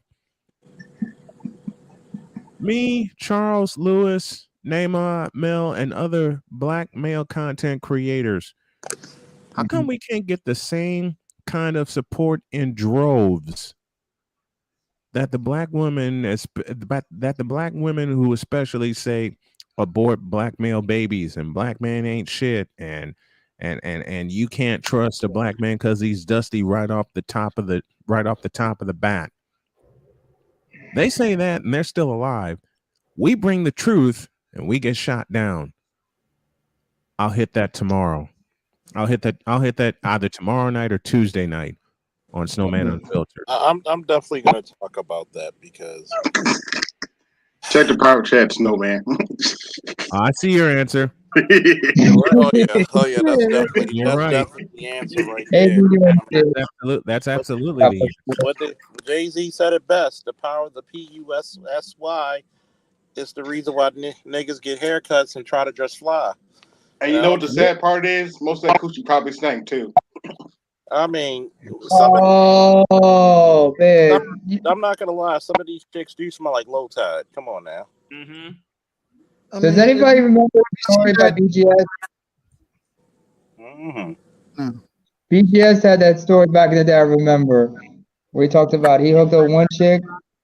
As soon as and she was apparently a strawberry, or supposedly. Oh boy! And as soon as she dropped the drawers, woo! He's like, "Oh wait, hold on. Pull up your pants. Let's take you out of here. Your next rocked on me just to get it the fuck out." Mm-hmm. And for the next half hour, we were making jokes. We were making references to Martin Lawrence's jokes about washing your ass. What's his name? Red Fox's references to washing your ass. I still remember that, and we should all keep that story in mind. We do not want to deal with this stink. No, we don't. So like Marlon said, douche, baby. Douche or douche, whichever it is. We'll do both them motherfuckers. We need 4 of them douches, in fact, Wash it. Wash it. It's so funny. I'm reading about Brittany Griner's prison conditions. Oh dear Lord. In Nightmare Russia Detainment Center, released NBA star forced to spend 23 hours per day in a cell and only allowed to shower twice per week. Oh gosh! I don't even think about that. Well, I mean, first of all, she's really having a problem finding a cell. She's 6'8", 6'9". They couldn't even find adequate clothing for her ass. I mean, I wonder. You know her strap-on got a stink, man. God damn. Man, it does. Man. I don't even. She might even have a girlfriend in there. Imagine how to be like, only one. Like, come here. Well, the question is, who's the submissive one? Is it her? That's a damn good question. Well, some of them Russian chicks ain't nothing to fuck with. They pretty crazy. You think the Russian dudes are nuts? Not like the women sometimes, especially in such conditions like those prisons. Yeah, there's some harsh conditions to live in. They probably ain't no pushovers. Right. They've been in worse, especially because not all of them are Russian. Some of them are from other parts of the region or different ethnicities. Mm-hmm. And some of them don't fuck around because they realize, oh wait, this woman's a what? And given LGBT rights do not exist in Russia, and in fact, was it around 2014 that had the anti-gay propaganda law that came out, which means they endorse hate crimes and shit. Mm-hmm. She's got to watch it back 24/7, unless they have her in isolation. I mean, hey, men have to watch their backs in jail. Yep. Mhm. All the time. Take it how you like it. All So, the time. so Right. I'm just wondering. I'm just wondering, like, if it was a guy over there, would we be so? Oh, we need to help her out. We need to get her out No, there. For no, we're what? gonna say you should have stayed. You know what we would say? We said Charlie. We told him should have stayed off the weed. Mhm. And I have She that. shouldn't have got on the plane. And I got that sound queued up and ready. I got that sound queued up and ready. Let me get out of here. Charles, peek at the back chat and throw that up for me and with a promo, if you would, sir. All right, man. Man, no matter. But all right, But so actually, although I was asleep during the time, I did go back and watch some of that replay of you guys talking with Mhm. PK about 50 Cent, on his son and stuff. Mm-hmm. what's your thoughts on it? Oh, let me thank you. Let me thank you, gentlemen, and I'll go ahead and step away because I gotta get Good night. prep for tomorrow. See you I tomorrow, love you Charles. guys. We'll do it again soon. All right, man. My thoughts about on the- that is actually very simple. His son pretty much how much of a bitch he is. I'm sorry. You have to understand something. 67. What he said, $6,700 a month. You do know that equates to about $80,000 a year, and that Yeah, nigga's complaining. yeah. That's over $80,000 a year, and that nigga's complaining. That's more. That's more than that's like what Almost 30,000 3 times. more than the average American makes. Well, actually more than that. That's he actually makes. He would actually get more than what the American. He gets 30,000 more than what the average American household makes. Damn. So that's damn. Yeah. He gets 67. What? It's 60. How much a month? And it's Six. directly to him, 6,700. or But it equates to about 80,000 a year. he gets it? It goes directly to him, or does it go Directly to to him, someone no taxes. directly to him? No taxes in his account and everything. Yep. How old is this kid right now? 25. Yeah, he's Okay. a bitch. From what I understand, they have a pretty strained relationship, not just because of the mother. 50 put the kid on blast because if anybody is familiar with the name Kenneth McGriff, Yeah. Kenneth Supreme McGriff. Okay, apparently Marcus Jackson and Ken Supreme McGriff's kid, they posed for a picture together, and 50 just went off on the whole thing and said, I don't give a fuck whatever happens to this little nigga. This ain't my kid no more and shit like that. But I do understand that 50 as a man is something I personally I mean I've observed this dude and I was like, there's something off about this guy. I don't know what it is. It's just something about this person that just Well, I'm not gonna say he's a bad dude, but he's that's not not a a bad stretch. he's not a bad dude. It's just, go ahead. It's not a stretch Go to ahead. say that something's off about him. All the stuff we don't know the trauma. 50's son treating him like that has put him through. Yeah, but He probably 50 is a has little had crazy, so it is what it is. yeah, that's true. But 50 as a man, outside of his kid, there's something I don't know, there's something off about him. I don't know what it is but then again, he's had trauma all his whole life. Who's that? No, 50, he's had trauma throughout his life. He lost his mom when he Plus, was he's a been kid. He was shot raped. five, 9 or 6 times. I'm gonna say though, Go ahead. that's all bullshit because he What? has a second son. Does he mistreat Hmm? his son? No, I'm not I giving him mean, that much of 50, money. Good 50 Lord. even dressed up as fucking Cyborg from Teen Titans for his son's birthday. Okay. This is the exact reason why I did this fucking live stream today. We always quick to judge the man, but we never talk about that bitch and how she plants seeds of fucking hatred towards the father. All she was a selfish, greedy, conniving, narcissistic bitch who's mad that 50 didn't take her along the ride. But 50 did his role of not only paying her to support the child, but also buying a fucking house.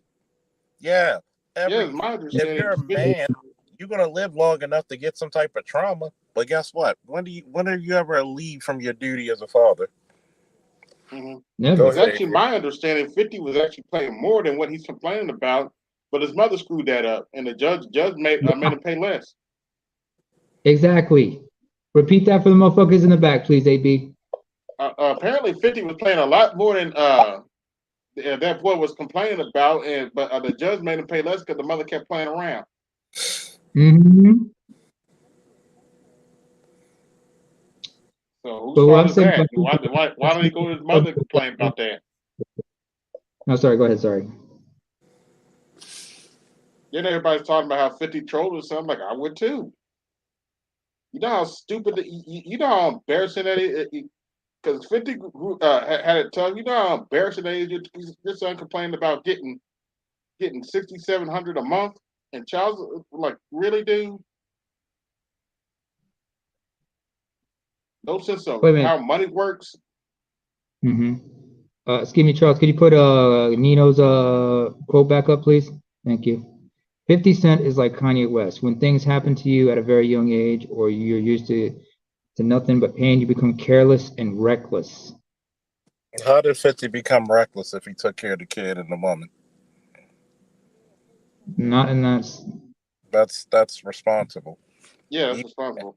So this is the part that pisses me off. Mm. It's the fact of the matter that it shows you, and this tells me all the time. No matter how great you become, no matter how much you change your life around, it's never fucking good enough. Nope. Okay? I'm just gonna Right. tell people it's never fucking good enough. You got too many motherfuckers. Too many motherfuckers who go through that. And I know that, and yeah, 50 has paid a great deal. Has paid out a great deal in taking care of his kids. But Yeah. here's the problem. That woman will be a curse or a blessing to not only her son or to the man who's the father of that son. Mm. She willingly wants to break apart a man's legacy. For what? Greed, selfishness, no integrity, no responsibility, no accountability. Bloody shit. This is disgusting. But she'll go around telling the world to this day that 50 ain't shit. What happened to Dwayne Wade's first wife? Dude. I think she was the one who said she was homeless. Is that the wife of his ex-wife of the he she son he got? Yeah, that's the mother that he's done. Yeah. From what I understand, they blame Gabrielle Union for for that. Yeah, that's the ex-wife y'all talking about. Yeah. Yeah. I mean, look at Nas' baby mama. Oh, K-less. Oh man, go. Look at Oh, I Nas' mean baby. Destiny. She going loco to Coco as usual. I Look think when at- she was talking about that milkshake, she must be talking about the one inside of her head. No, Brain that's Khalid. milkshake. That's Khalid. No, that's Khalid. Mel, you're getting it mixed up. That's Khalid. Khalid has a son from Nas. Nas has a Yeah, I daughter. know, yeah. Oh, you talking about his first baby mom before her? Yeah. Yeah, mom. He's Kaylee's only had is a one baby. psycho also too. He went through some shit with her also too. Shit. Yeah. And now she's talking about she's homeless. She can't pay her bills. I want you He's to. like, I want You you know but to. the thing is, what is their idea of homeless and everything? Like woman making that much, she's still out doing industry stuff. I think when she say she's homeless, more like I'm still making money, but it's not affording my lifestyle. Like she got to learn to fucking cut back now. I'm gonna tell you what I'm gonna tell you what a female friend of mine sent me on Instagram and DMs. She sent me some shit about you have married women who were single mothers. Oh, well, I seen that video. that's Wait. Yeah, you gotta talk about this, Wait. Charles. I'm glad you brought that up. Okay, did I hear that correctly? If y'all want to hear the video, Yeah. She was on with Mr. Let Go on that show If y'all too. want to hear the video, give me a woo and somebody donate, please. Cash App or Super You Chat. got the link to the Yeah. video? Woo! We go Help get you it. both niggas. Woo! Okay. Did I hear? Okay, Charles. So let's just hear this correctly. They're married, but they're single. Yeah, she said even married women could be single mothers. And you should hear the answer how she degrade certain types of men when they marry raising kids. I mean, Charles, you got the link to the video? Because I'll look for it. Oh, I'm about to play it now because Shorty Okay, just sent it to me. yeah. Shorty just sent it to me. Okay, yeah. And boy, I had to jump in her ass. You know how many married women Matter of are fact, single mothers? I need some woos and I need a couple of donations. We're gonna play this shit and we're gonna rock off on this one. Some of y'all You motherfuckers can't might share your want. screen, right? Yeah, you can share. Oh yeah, come on. I'm gonna send it. Just listen to it because I got it on my phone. I'm on my iPad with the panel. Y'all ready? Yeah. Play it, because I already seen this, but play it. Like, share, and subscribe. Donate, please. You know how many married women are single mothers? I don't. Get into it. Get into it. Married women are single. How does that? I'll give you this explanation. I'm not, because me and my husband actually work together on raising our kids. But there is plenty of households where a woman is solely responsible for raising kids. And that's a man will give up. And you define those women as single mothers. A married woman that's a single mom, yeah. Legally, no. But in reality, if you're a man, and I mean, your household run how your household run. But if you can't help your wife or your girl out with the kids, and you know she need a break, or I saw a video of a girl breastfeeding, and she was dozing off breastfeeding. The boyfriend was recording her. Oh, look at you being reckless. Why wouldn't you just grab your baby? Baby, go lay down for a second. You tired. Yeah, I get you. Because she's a single mom. But you know what? Personally, Next caller. I probably train my. Y'all heard that loud and clear, right? Yeah, I heard that. Well, I guess it'll be some logic. So that's why I'm scratching my head. I'm like, okay. Oh yeah, and thank you for your $10 super chat, Nino. And also, I'm gonna say this because my response to Short, and she sent me this shit. This is the same chick who I told you about the submission thing. Mm-hmm. My response to her, do you know another bunch of delusional women want to be single mothers so badly, even when they're married, but they never talk about how much that man works on the job. They never talk about helping that man cut the grass, fix shit around the house. Mm-hmm. That's the fundamental thing about it. Women are so selfish that they think that the only thing they can deal with is with children. Guess what? You got men who they can't deal with that. children. You got men who deal with children, fix things around the house, cook, run circles around any single woman any day of the week. It's so even her definition was contradictory. Hell, here's the crazy part: men who actually work, take care of their kids, actually praise and take care of their women as well. So come up with a better example. I want this man that did that female so badly with what she was saying. Like, number one, it's like, yo, she saw a video of a dude who was actually playing with his wife and took it literally, trying to tell him what he should do.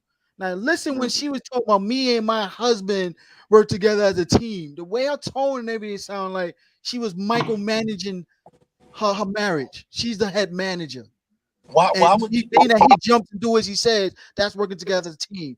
You got to watch out for alpha females like this, man. Like, you know. But here's the hypocrisy of everybody. These women glorify being a single mother over being a wife. Exactly. You don't know what the hell if she's dozing off. I've seen women go to sleep while they're breastfeeding. But guess what? Here's the crazy thing. There are several men who come, like for me. My son was born in fucking July. I got hired in September. and I'm in the academy in October. Mm-hmm. You know how many times she said I couldn't even put him to sleep?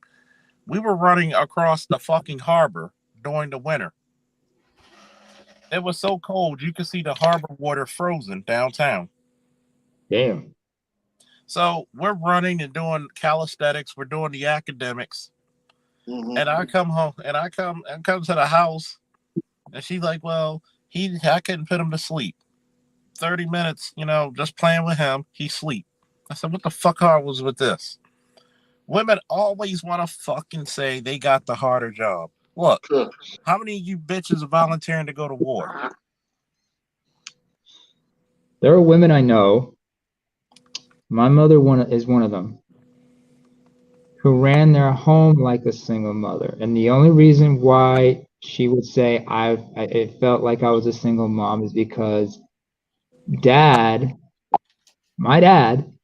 Mm-hmm. with certain dads, were away from family for long periods of time because they were working hard, and the job took them away from the family. Mm-hmm. And Busta Rhymes once said this about his life, about why he loves about the thing about wanting to spend time with his kids, but also touring. He said, either I could be at home and my family be struggling, or I could be away from family and my family won't have to worry about not needing anything. Mm-hmm. So my dad, and I understood that. That's why when I talk about, they said you had when I tell that, people think, oh, you had an absentee father. I said, no, my father was in my life. It's just there were times where he couldn't be there for me. Mm-hmm. It wasn't because of his choices, it was because of the circumstances. And I apologize. And you know what I did to him after when I became of age and realized all his struggles when I was 21? I apologized to him and I said, I understand, sir. Now I understand it was not easy. You did what you had to do. I mean, professional wrestlers, take it for example, their wives would talk about where they were practically living like single mothers because the husbands were away on the road, busting their ass, risking concussions just to put freaking food on the table. So who the fuck are you to talk about this, that, and a third? Well, I'll give you a better example. My cousin came Okay. to live with me. She has 5 boys.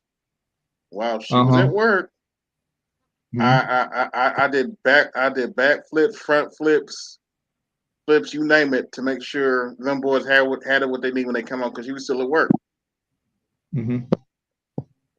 I made sure they ate. Made sure they clean up. But when they washed the dishes, I went behind them, make sure them dishes were washed. I did all kinds of stuff. So that stuff the single mothers do everything on their own. That's some bullshit. Especially if they raise the boys you see that raised by single mothers, they turn out to be somebody. That's because a man was around teaching them something.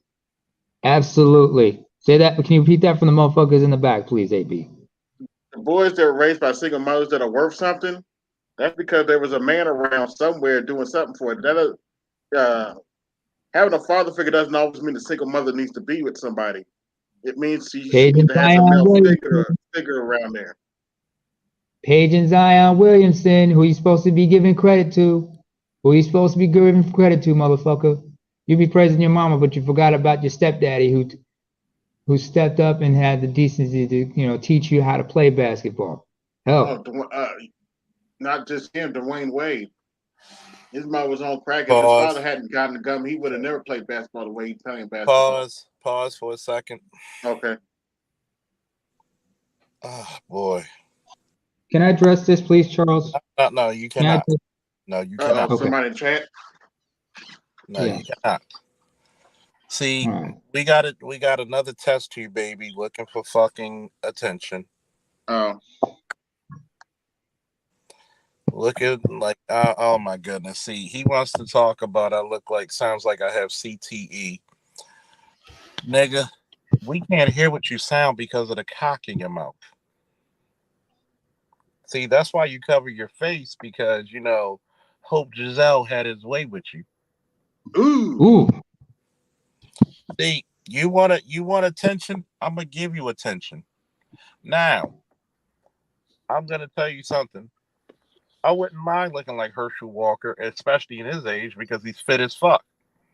But we know what you want to look like. You want to look like your mother. That's why you still wear her fucking pantyhoses and heels, you bitch. But yet, instead of coming up here on the panel and actually speaking like a man, once again, this is another example of a nigga being a bitch. I bet you don't even know who your daddy is. Matter of fact, you probably got to find your daddy like they play Plinko on the fucking Price is Right. Mhm.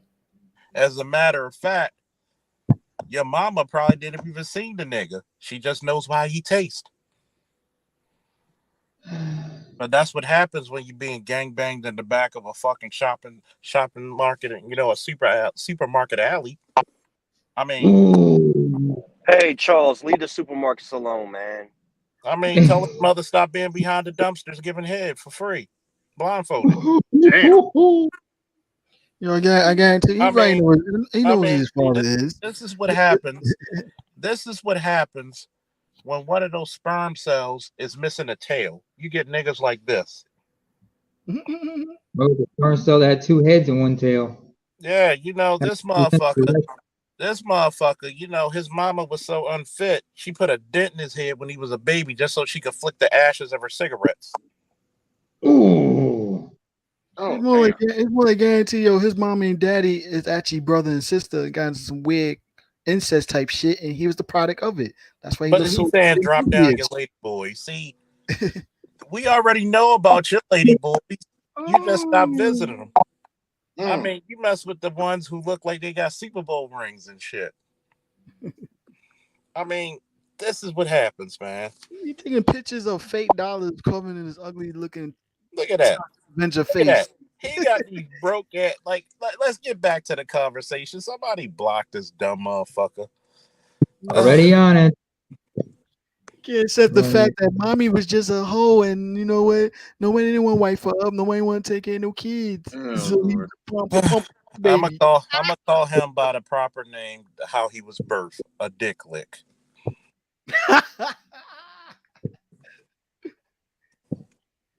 It's a damn shame, man.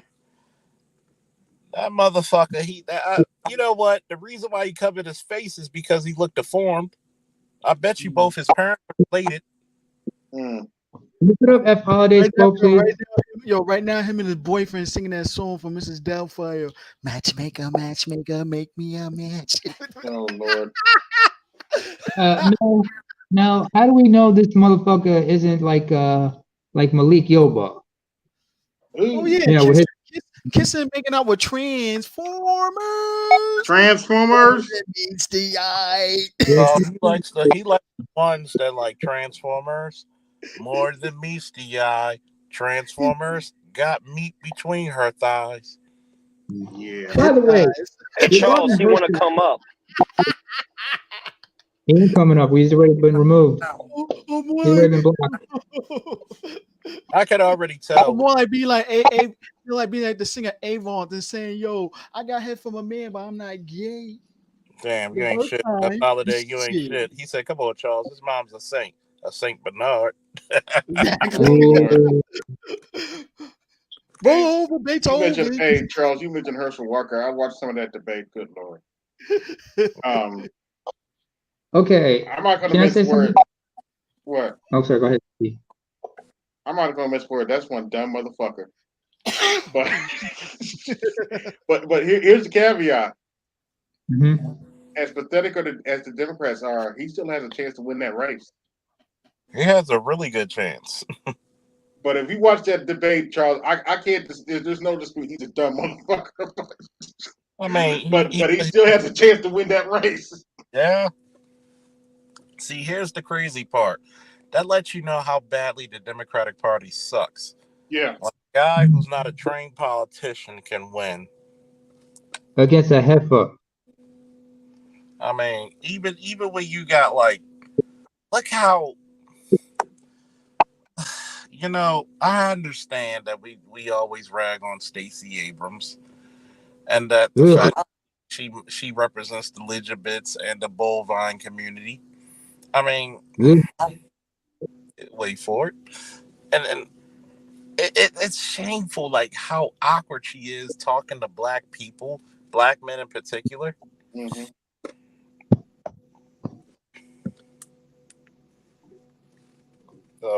This nigga still in the chat. Jesus Christ.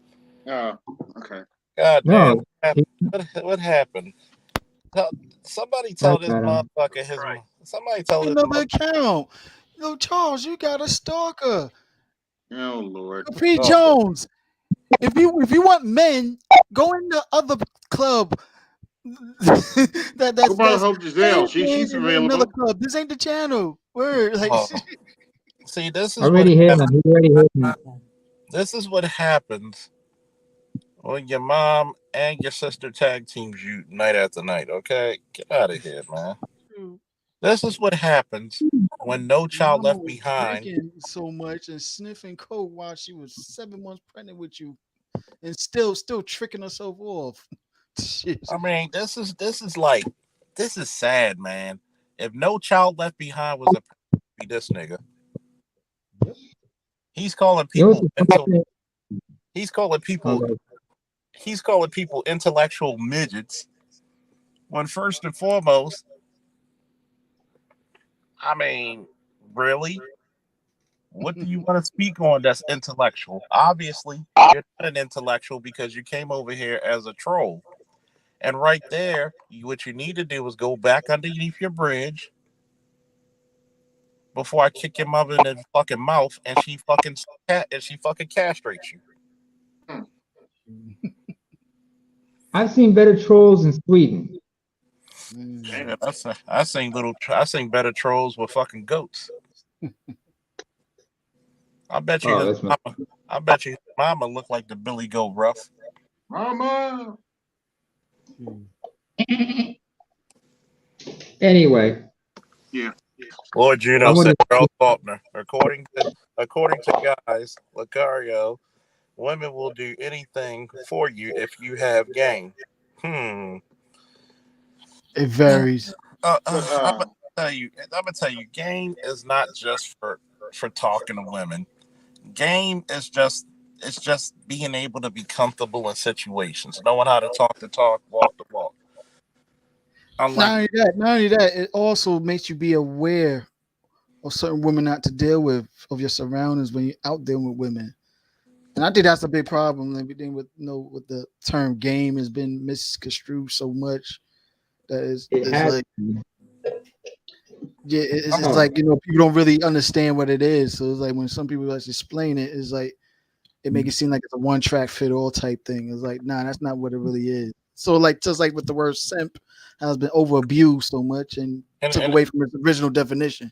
and So that's it's the been, problem is that definitions and context matters.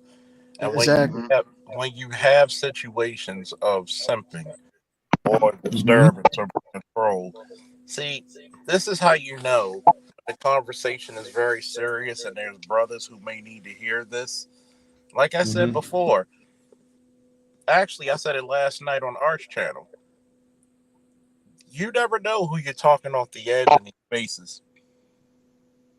You never know. Yeah, Somebody that's true. needs your help. And I don't give a damn if it's me, AB, if Namer chooses, if Lewis chooses, Mel chooses to have a channel or has channels. You never know who's gonna need your help.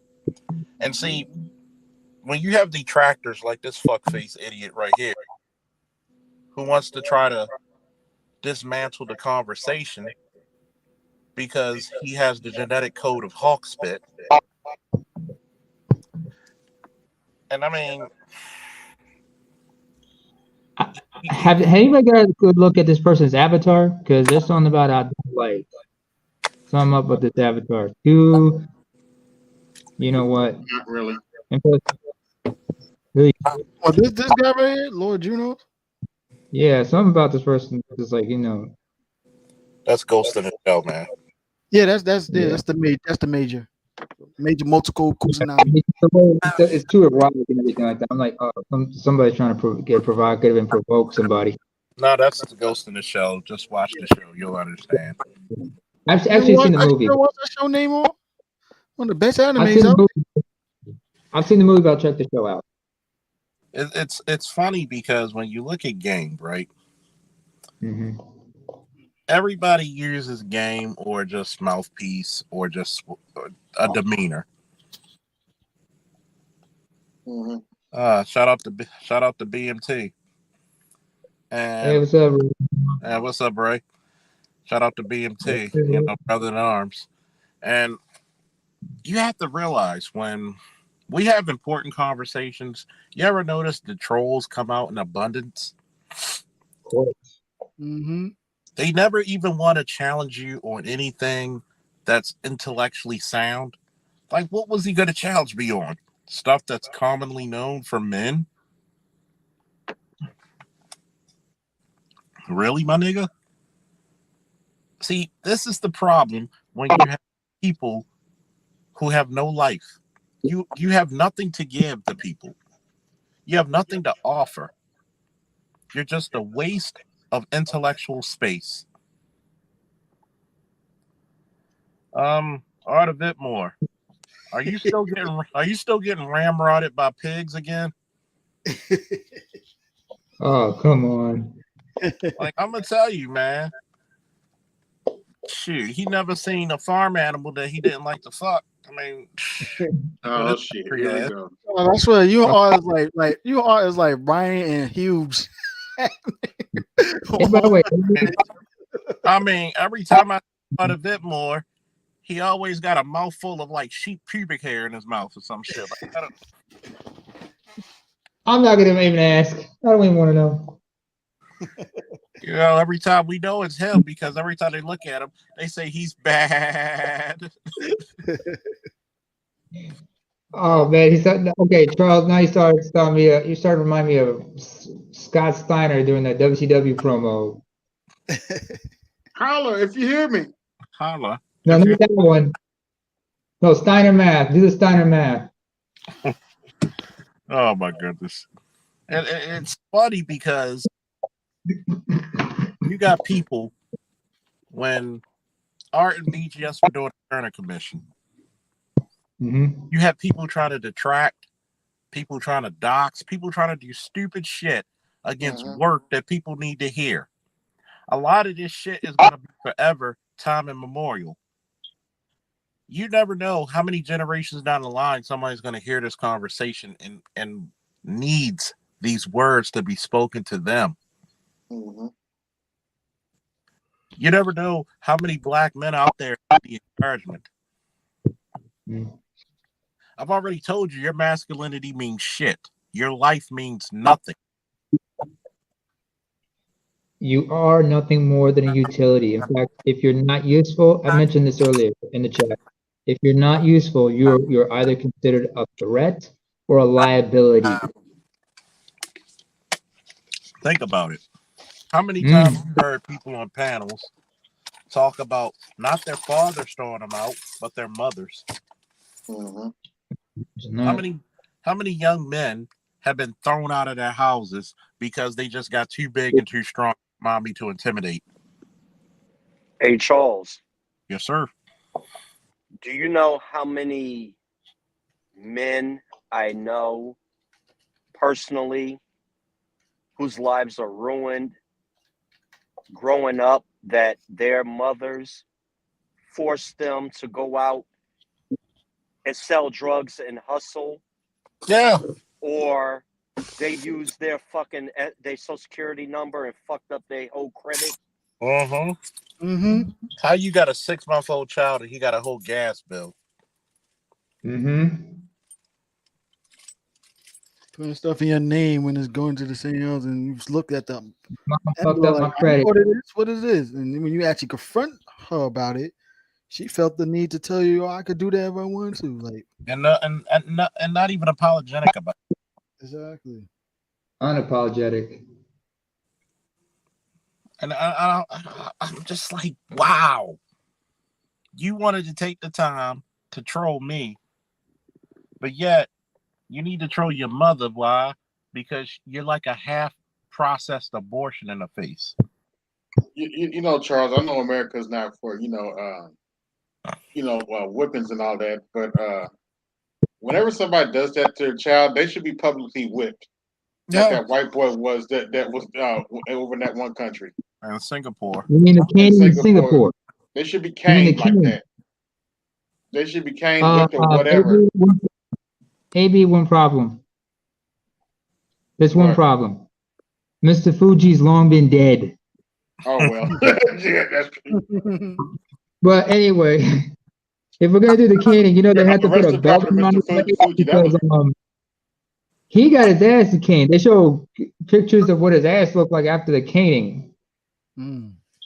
I think they should have done it with a kendo stick, but you know those things, the actual kendo sticks, not like the ones you find under a rug and under the ring of a WWE.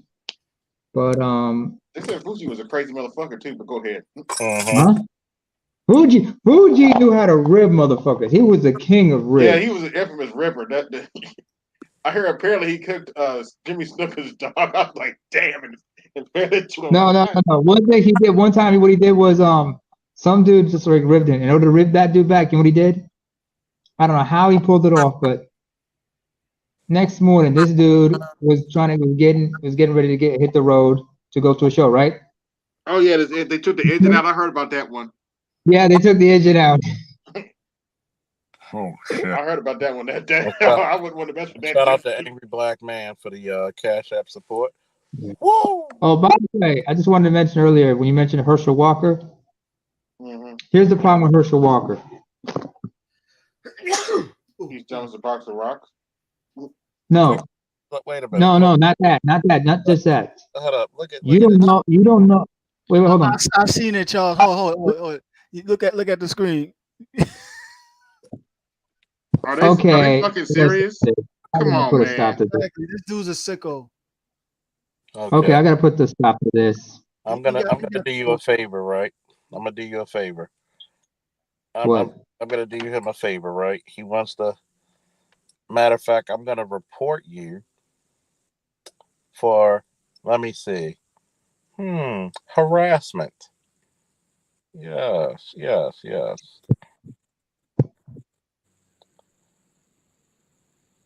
You got this? All right. Yeah. Lord, these trolls. Oh my gosh. Didn't they do this at BGS one time? Was it Edward? Somebody came up trying to defend him. Yeah.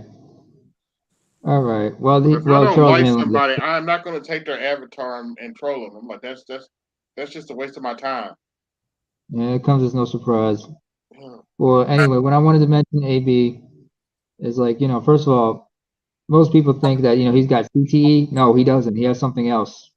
And this is where mental health comes in. When you're talking to Herschel Walker, you don't know who you're talking to.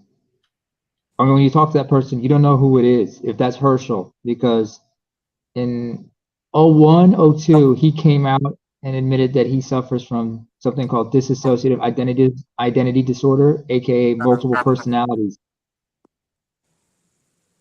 He's got about at least 12 alter personalities. Oh, okay. So when you talk to Herschel, you don't know if it's him. Even I remember watching the CNN on CNN Sports when they interviewed him about him coming out with having DID or multiple personality. Even when they did that piece, the narrator, the reporter who narrated, said even then they weren't sure who they were talking to half the time. Okay, Namer. So let me get this straight. What you're basically saying is the Democrats suck so bad that they're going to lose to somebody with multiple personalities. They're losing to an entire fucking team. Well, I mean, okay. That's another way to say it, but yeah, that's pretty much what I'm saying.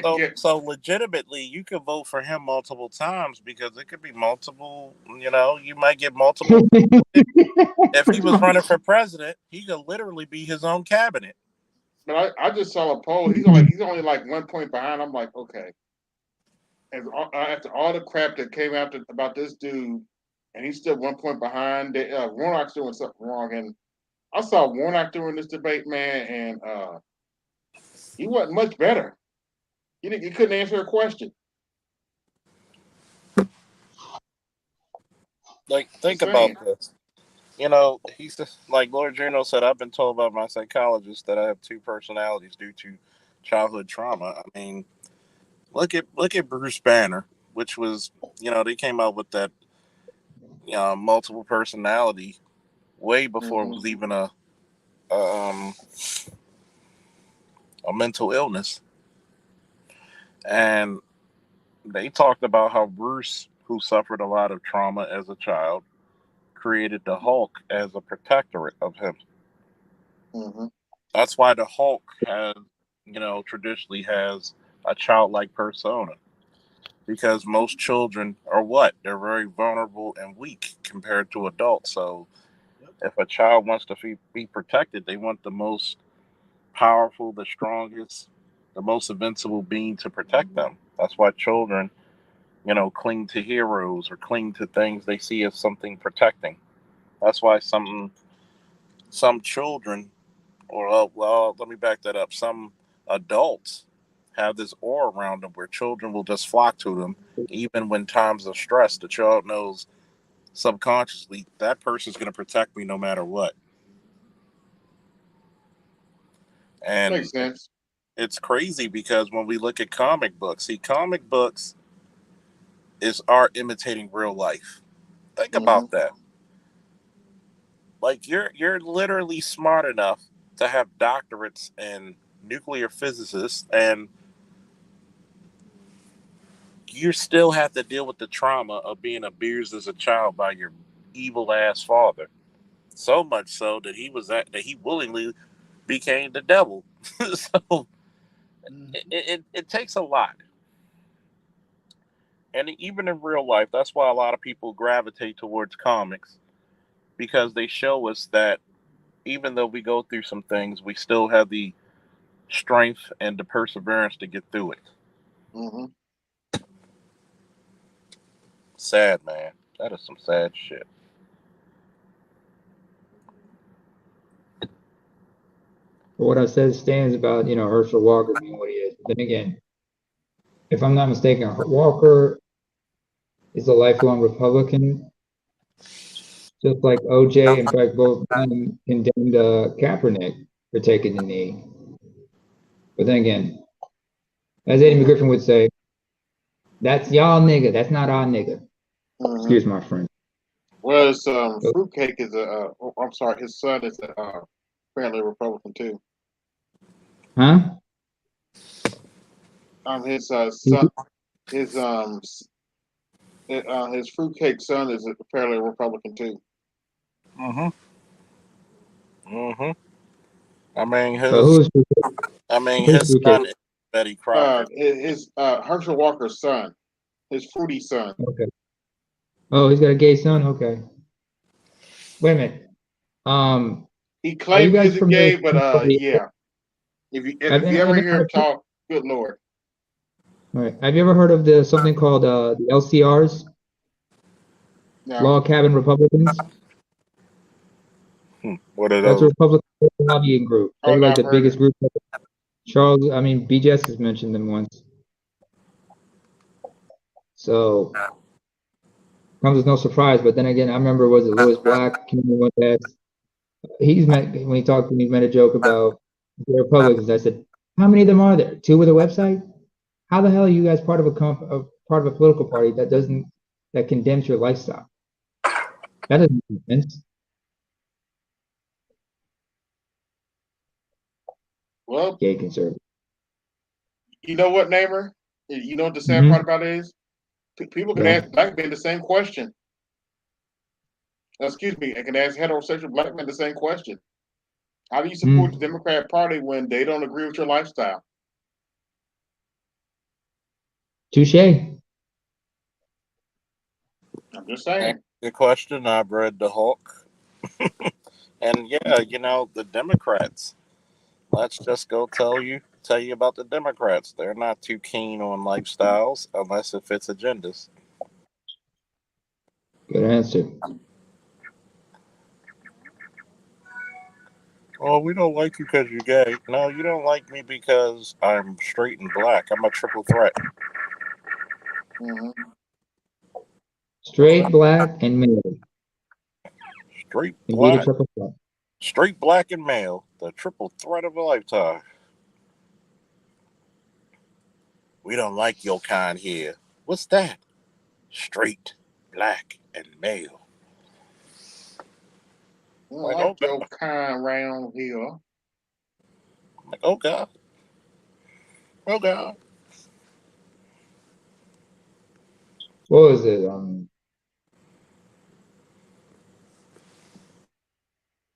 Remember, my problem when guys who talk politics is too many pom-poms get thrown around rather than focusing on what's best for your interest. I'm not a Democrat or Republican. Good on you, Juno. Good on you. I'm gonna ask Juno this question in the chat.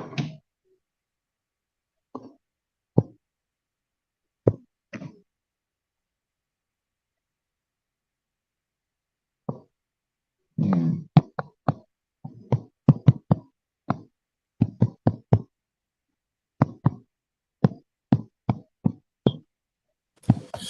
Oh man. Are we still saving ourselves, black men? Yeah. Yeah, I was watching art earlier, which when you was on it, Charles, and you actually pointed out my strategy, my real strategy with Democrats and Republicans. Drive them both. Yeah. I think you need to con them both. Like, I think we need to go out there and split the vote for both parties. Let somebody from the independent side get a fucking chance for office. Yeah. Like these Negroes never vote on anything. They just stop up the vote. Think of us as And think of us as a whole roll of 2-ply toilet paper in your toilet. We're stopping everything up. ooh, Somebody call a plumber. yeah, and that shit ain't fun. That shit ain't fun to plunge either. Mm-mm. Yeah. Unless it's Screaming Jay Hawkins who fucked up the toilet. That's the reason he had a song called Constipation Blues. You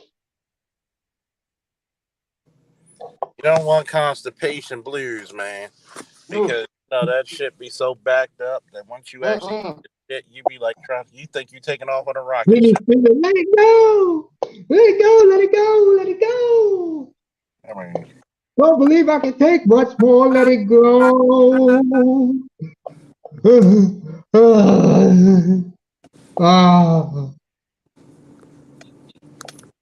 hey, gotta do what you gotta Can you do. imagine? Could you imagine what kind of shenanigans were going on in the studio when they recorded that track?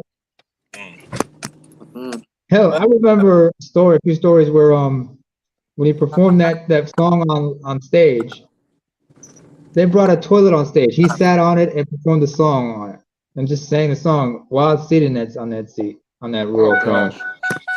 Wow. He didn't really shit. He didn't shit in the toilet. He just sat on. They brought a toilet on stage. He sat on it and performed the song on it. Mm-mm. That's still too little graphic for me, but okay. Uh-oh. Is that what I think it is?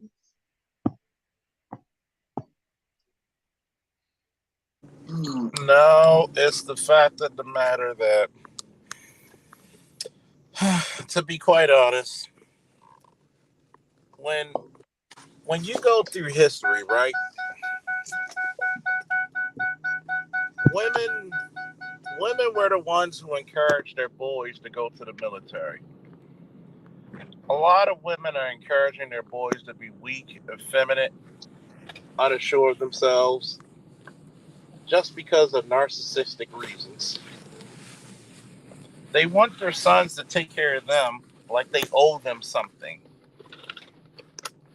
Your son does deserve his own family. Women are really pathetic. This is how pathetic they are. They rather have themselves and their children go through poverty than to be under the leadership and the guidance of a man. It's funny, but it's also tragic. Mm-hmm. It's so tragic that it reminds me what Harriet Tubman's saying was, I freed thousands of slaves and I would have freed thousands more if they even knew they were enslaved. Hey, but Charles, here's the question: what you just said. If you grew up, and we're talking about single mothers, right? If the government gave them the cheat code to be supported without having a husband, what make you not think that they will want is just a secondary supplement for them? They get all the privileges but none of the responsibilities But that lets you from know it.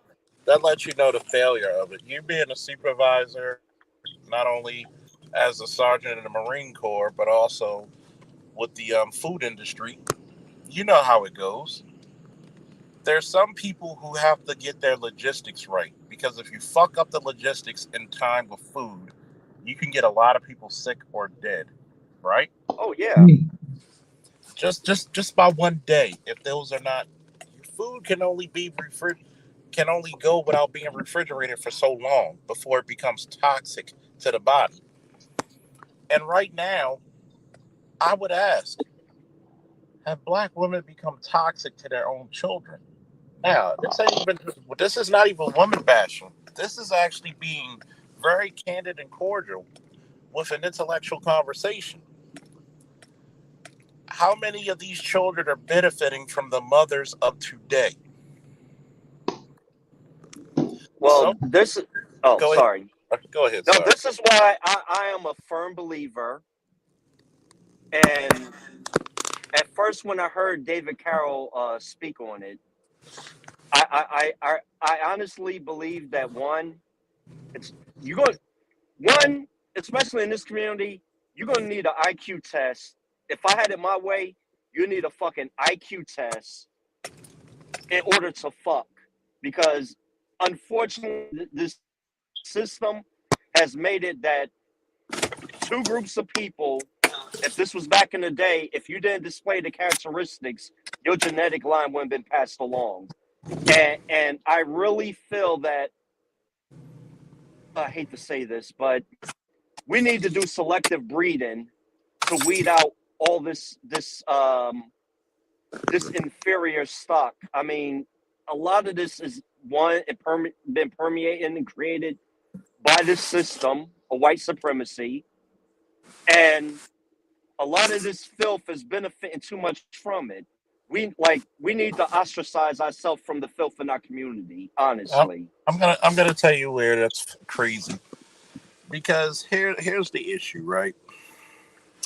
Let's say you, and this is one of the biggest problems in our community. Let's say you get a middle class girl, goes off to college.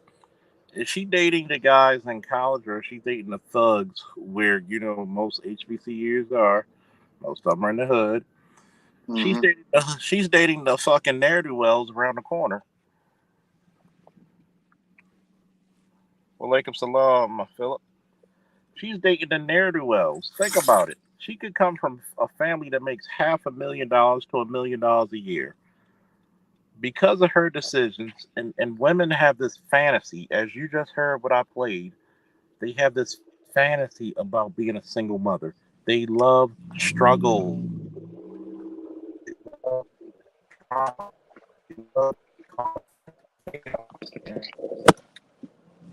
You're bored again, Charles. Oh man, I'm probably because I was moving. I said a lot of those chicks who come from well-off homes, who come from families that make $500,000 to $1 million a year, they're gonna date the ne'er do wells around their college, because most HBCUs are probably in the hood anyway. So think about it. You mean like Spellman? Yeah, Spelman, fucking Coppin in Baltimore, Morgan's in a pretty good neighborhood. Even though Oh, there's some okay. shit, even though Morgan's in a homeowner neighborhood, you do have homicides up there. Matter of fact, one of Oh, the security officers up there was shot and killed, and this oh, was like damn. 3 weeks ago, 3 weeks ago. Coppin's in the hood. It's off of North Avenue. I mean, it's been building and taking over a lot of places, but it's still in the hood. So Is the DMV still off the hook with crime right now? I'm the wrong person to ask because I'm so desensitized. But to me, it's pretty much about as normal as you can get. It's about average what it's gonna be. I mean, the problem is when you have a gynocratic society such as like Baltimore and DC because they're black enclave. Nobody ever wants to be held accountable for shit. If my mama wasn't accountable, I'm not gonna be accountable. There's no decency anymore. So Yeah, you that's the social programming. And how do we deprogram the ones that has been infected by this virus? Excuse me, yeah. Lewis. Yes. Well, first of all, Semper Fi, motherfucker, Semper Fi. And no, I'm not being derogatory when I use the motherfucker. It's, the Samuel L. Jackson in me has to say motherfucker every October. That's just me. But I think the problem we have to deal with is like, there's what's that saying by Frederick Douglass? It's easier to raise strong children than to repair broken men. I asked this caveat regarding that quote. I said, first of all, who are the men that are going to be raising these children? Are I'm they gonna this? Aren't they oftentimes the same broken men? I'm gonna go back to this real quick. Could it Okay. be that the women are a reflection on how pathetic the current crop of men are? No, no, because if that was true, women would try to date the best men they can. They can't get them. See, men are not pathetic because this is, and I really hope you're still in the chat, right, Tori? I want you to realize this. What's is the majority of the military men or women? The police department, the fire department, the sanitation, the architects, the cooks, the chefs, EMT, doctors, EMTs, paramedics, bankers, sanitation, like the phone company, here, construction workers, Construction workers. like the people working how supermarkets, the if post men office. if the current crop of men are this pathetic, why do we still maintain this fucking world like nothing happens? Because if the men were pathetic, right, your trash wouldn't be picked up, would it? You dial 911 and say, I need help. You're getting a cop and sometimes a medic and a goddamn fire truck coming. So how are women a reflection of how pathetic the men are if the men are still doing what the fuck men do since time immemorial? You know what is the reality of her that shows a reflection of how pathetic she is, period. That's Let's what it talk is. about, and I'm glad you said that, Mel, because let me tell you what something is. Women are scared of their reflections. Not only theirs, but the reflections they birth. Exactly. Look at what you birth. Only 8%, only 10% of boys reaching the 8th grade can read on level. You got 80% of the children. That's a reflection on you. Not one damn time do you see black women in mass, they give the child to their fathers. You know why? Because you purposely mate with niggas you know you shouldn't have been messing with in the first place. And you know what's up with that, Charles? I remember when I was in elementary and high school, a majority of the teachers coming up in Newark was like I say like 65% male. Now, because I always go to my son's PTA meetings, like 85 to 90% of the teachers are freaking female now. Yeah. And we had a greater turnaround with graduation percentages were high because Mm-hmm. you had more male teachers, and And even the principals were freaking male. and here's the crazy part, right? They know that if you put boys in all male schools, they will supersede all expectations. But they don't do it because they don't want it to be. They don't want black men to really be leaders and learn how to be patriarchs. They just Did you want, hear about the Chicago school that's all male about to go co-ed? yeah, they're about because they threw it because they thought a wrench into the system. Oh wow. but you still have all girl schools. Think about it, right?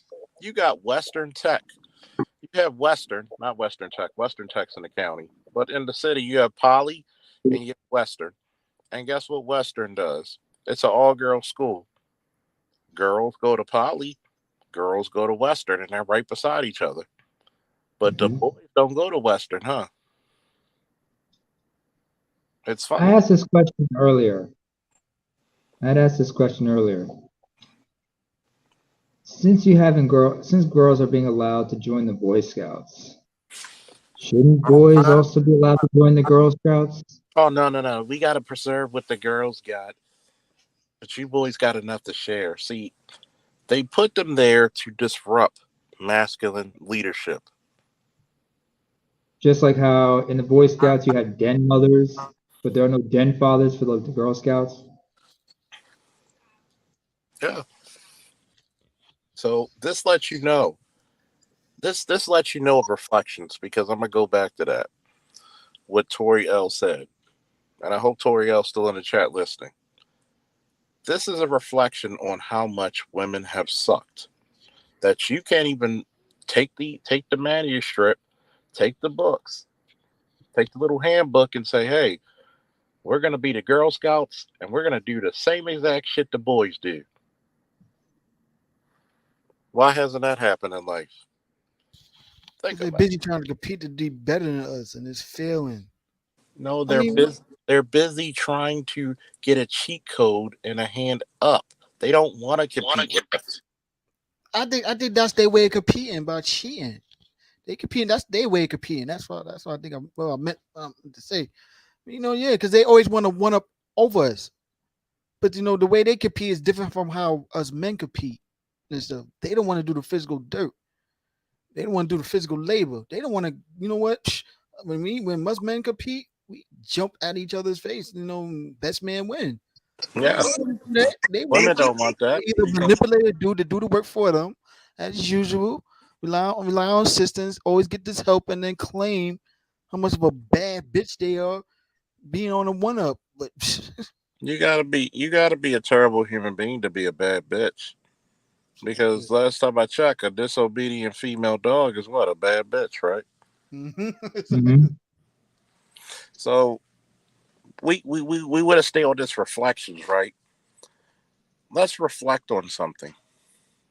Let's reflect what the average teenage boy in the black community has to go through when they go home. Is it a place of pleasure or is it somebody yelling down their throat every fucking 5 minutes? Do this, do that. Fuck you. You're no good father. Oh, trust me. If you're a black kid who grew up from the 80s, 90s, and 2000s, you heard this shit over and over and over. Your father ain't shit, but what did I do to cause him not to be shit? I'm not gonna tell you because that's gonna bring my value down. Mm-hmm. I'm not gonna tell you how I was doing some shit, but if your father even looked like he was doing something wrong, I'm gonna be in his ass.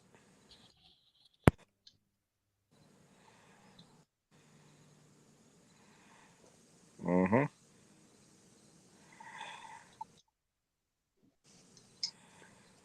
It's sad, man. It makes you look at reality, and it's sad.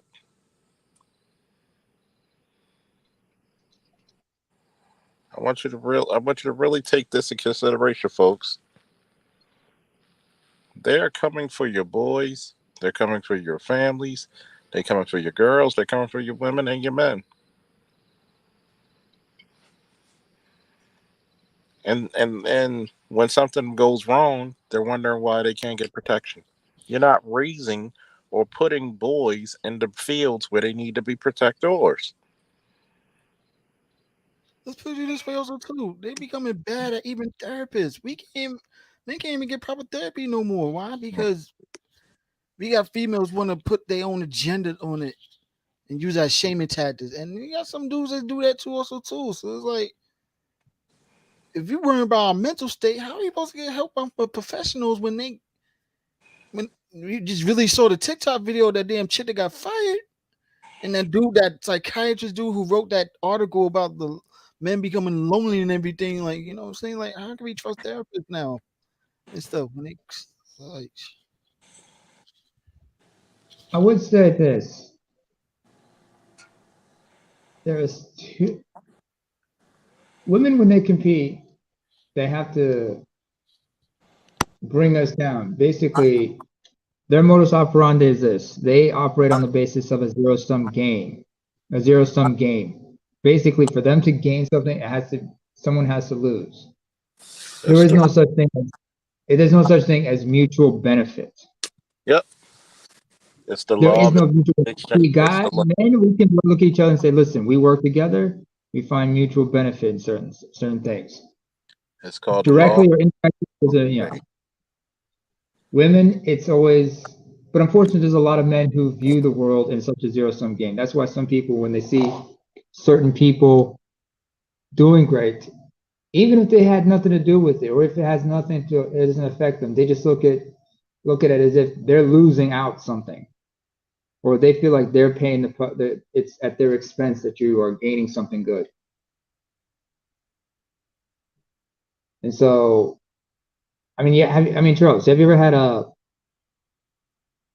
I don't know how divisive a police department can be at times, but has you ever heard of a case where a white officer accused a black officer of stealing his stripes?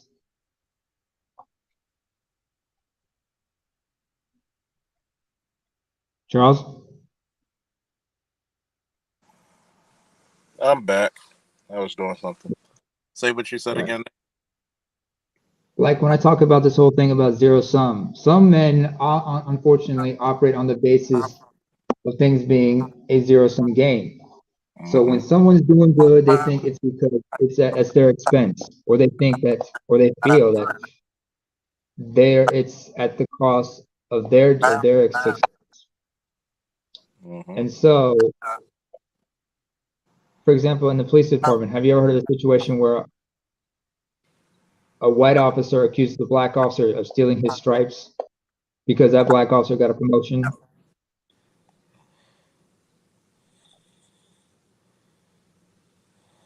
Hypothetically speaking, Of or course. literal. Of course. Because you got to Or, think about mhm. men know there's an equivalent exchange, just like Full Metal Alchemist. We know that's how the world runs.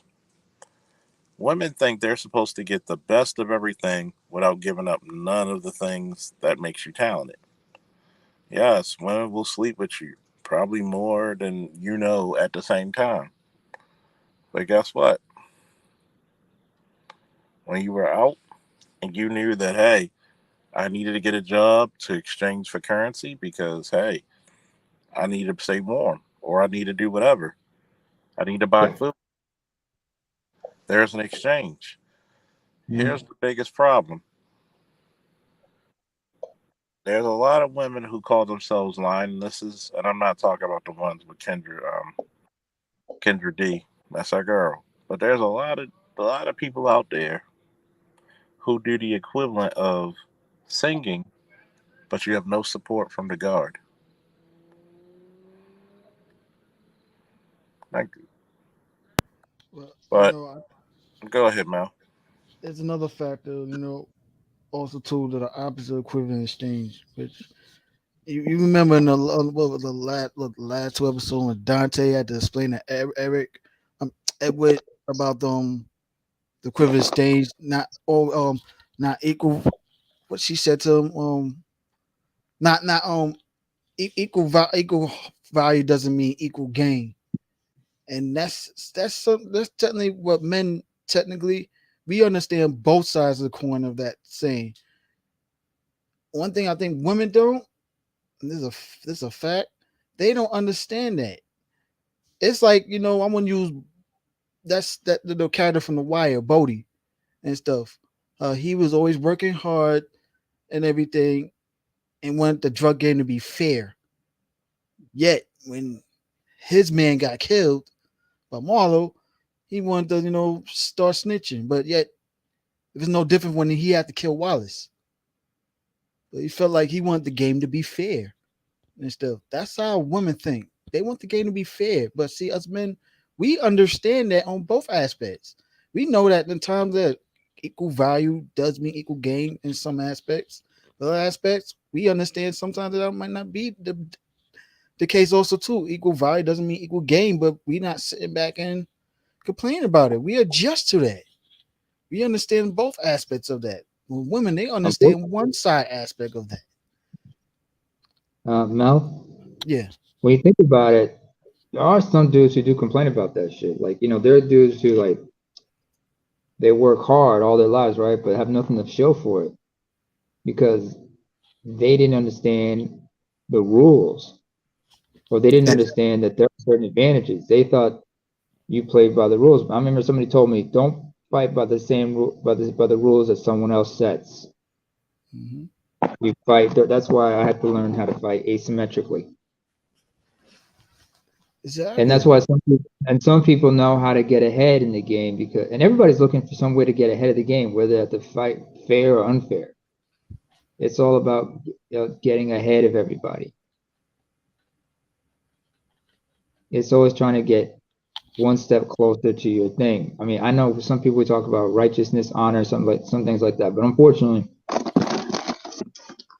honor, righteousness has no place if you don't know that there are rules to this thing, but there are certain rules that aren't really rules, or more like guidelines. And some people try to go against certain rules and they get caught. That's why I was told as a kid, if you're going to do something, when it comes to doing something stupid, there are two don'ts. You have two don'ts as a choice. One is don't do it. The other is don't get caught. The choice is yours. Don't do it or don't get caught. Otherwise, you can always, play by the book, by the book and have nothing to show for it. But I also learned that some people, when they, try to use underhanded tactics, they sometimes get caught thinking they're gaming the system. You know what I'm saying? Yep. Exactly. Not, I mean, you've had people, some people who got ahead because they knew how to game the system. They knew how to play the game. Others, they don't know how to play the game because they're not aware that they're playing the game. The game goes on whether or not the player is getting involved. It's the fact of how you was taught the game. That too. Remember, we was taught, just like thinking about back in school, we was taught one way about life. Go school, education, get a highest degree, and then you get the top tier job. What they're not teaching us is technically, you got to pay the cost to get those top tier jobs sometimes that you work hard for, and that means you got to go out and take all these loans and get a get a degree in something to make the top dollars, but you're gonna be spending most of your life paying that loan back before you actually enjoy the fruits of your labor. Oh no, yeah. Let's work for this dude for 60 years, because most people don't even last at the same job for that amount of time. They always jump from job to job every 5 years or every 10 years to build up a certain retirement fund. And then by the time we're 60, we reach our millions of dollars, like leave $1 million in our retirement fund, we gonna have to spend most of that money back out because we use up our physical labor making someone else rich for their company. And it's not even mentioned about how the money value from when you was in your 20s is going to change when you're in your 30s, when you're in your 40s, and when you're 50s and everything. So it's like that $1 used to buy you a whole lot of candy is going to be worth you buying one piece of candy. Furthermore, there is no such thing as company loyalty. Exactly. Because there's supposed to be like a social contract, but then again, with the worker and the constant battle between the employee and the employer never ends. because the employer or the owners of or the people who own the company are trying to cut costs and reap maximum profits, and trying to, short employees of their benefits.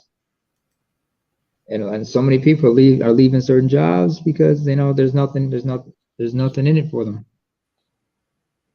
In the past, people were afraid to lose their jobs because they knew they'd be replaced by somebody who would be willing to work for less.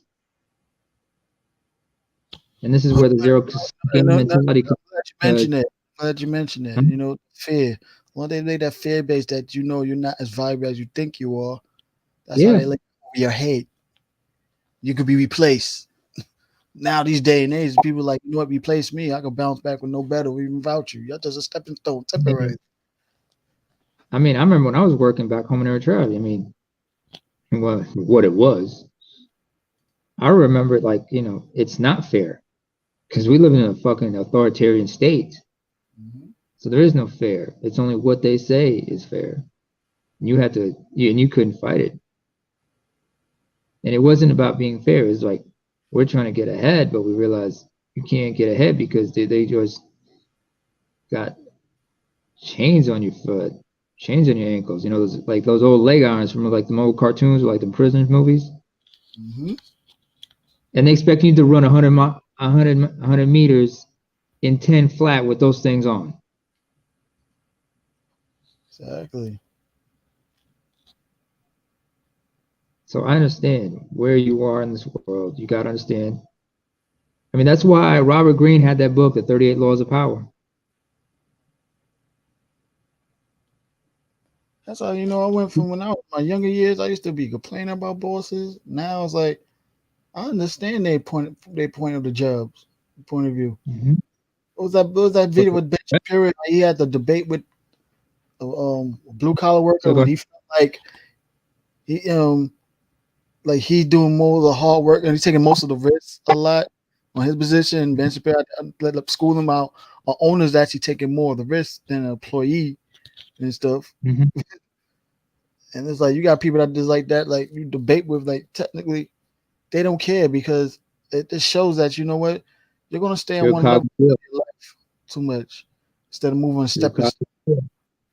You got this so much big pride in this work field and this level. It's like in the day, it's like it's like seeing a person that used to fight so much as being a hotep, and then he finally realized I can't fight as a hotep in my life no more, man. It's not really beneficial to me for financially and mentally. What's the payoff? Exactly. There ain't no payoff. What is the payoff?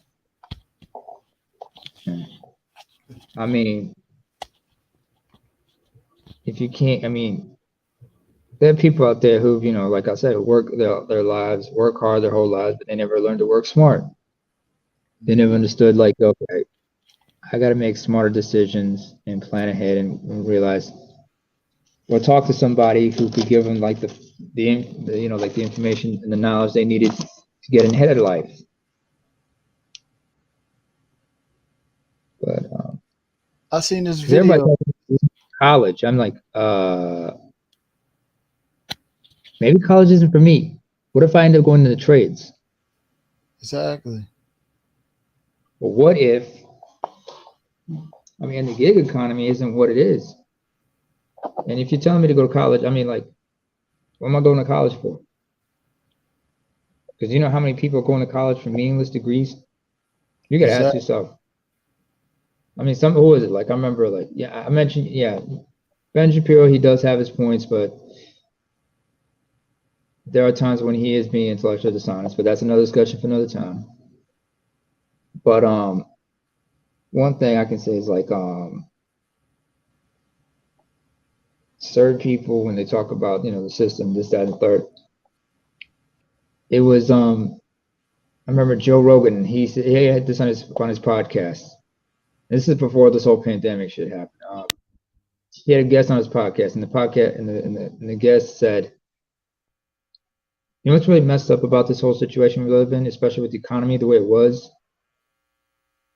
He said, the thing is, we're using 20th century solutions and a 20th century educational mindset to solve 21st century problems. Exactly. Either, I mean, the way these problems need new and innovative ways of thinking, but we're too stuck in our ways. I mean, that's why, if you remember Dave Chappelle, what he said about on the Inside the Actor Studio interview he did, when he talked about, people calling him crazy and talking about how the environment's sick.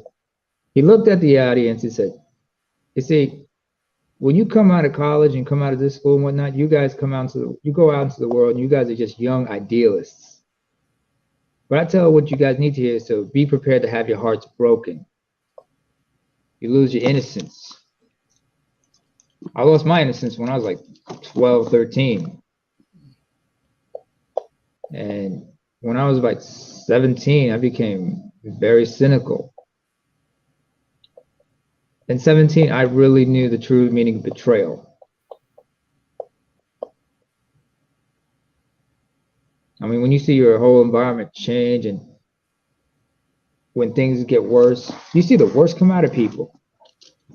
And all that shit stresses everybody out and it affects you. And me, I'm a sensitive person. So a lot of people are going to call me weak for that shit. But it's just, I see the worst. I've seen the worst in people. And I've actually been around some actual sick ass people. So it is what it is. And I've had to I mean, Mel, would you agree with me if I said if, like what Lewis said earlier, we need to do like this, we need to deprogram these people. My problem is a lot of the young people right now, when you hear them talk, don't you think they still have some of that programming still left in them? Hasn't been fully exercised? Well, some others actually is breaking out of it. That's why they're doing their own thing as much, But not completely. When I give credit for Kanye West when he was saying he said he don't listen to the older people. He listens to people younger than him and stuff. They the ones with the ideas and stuff. And he has a point with that.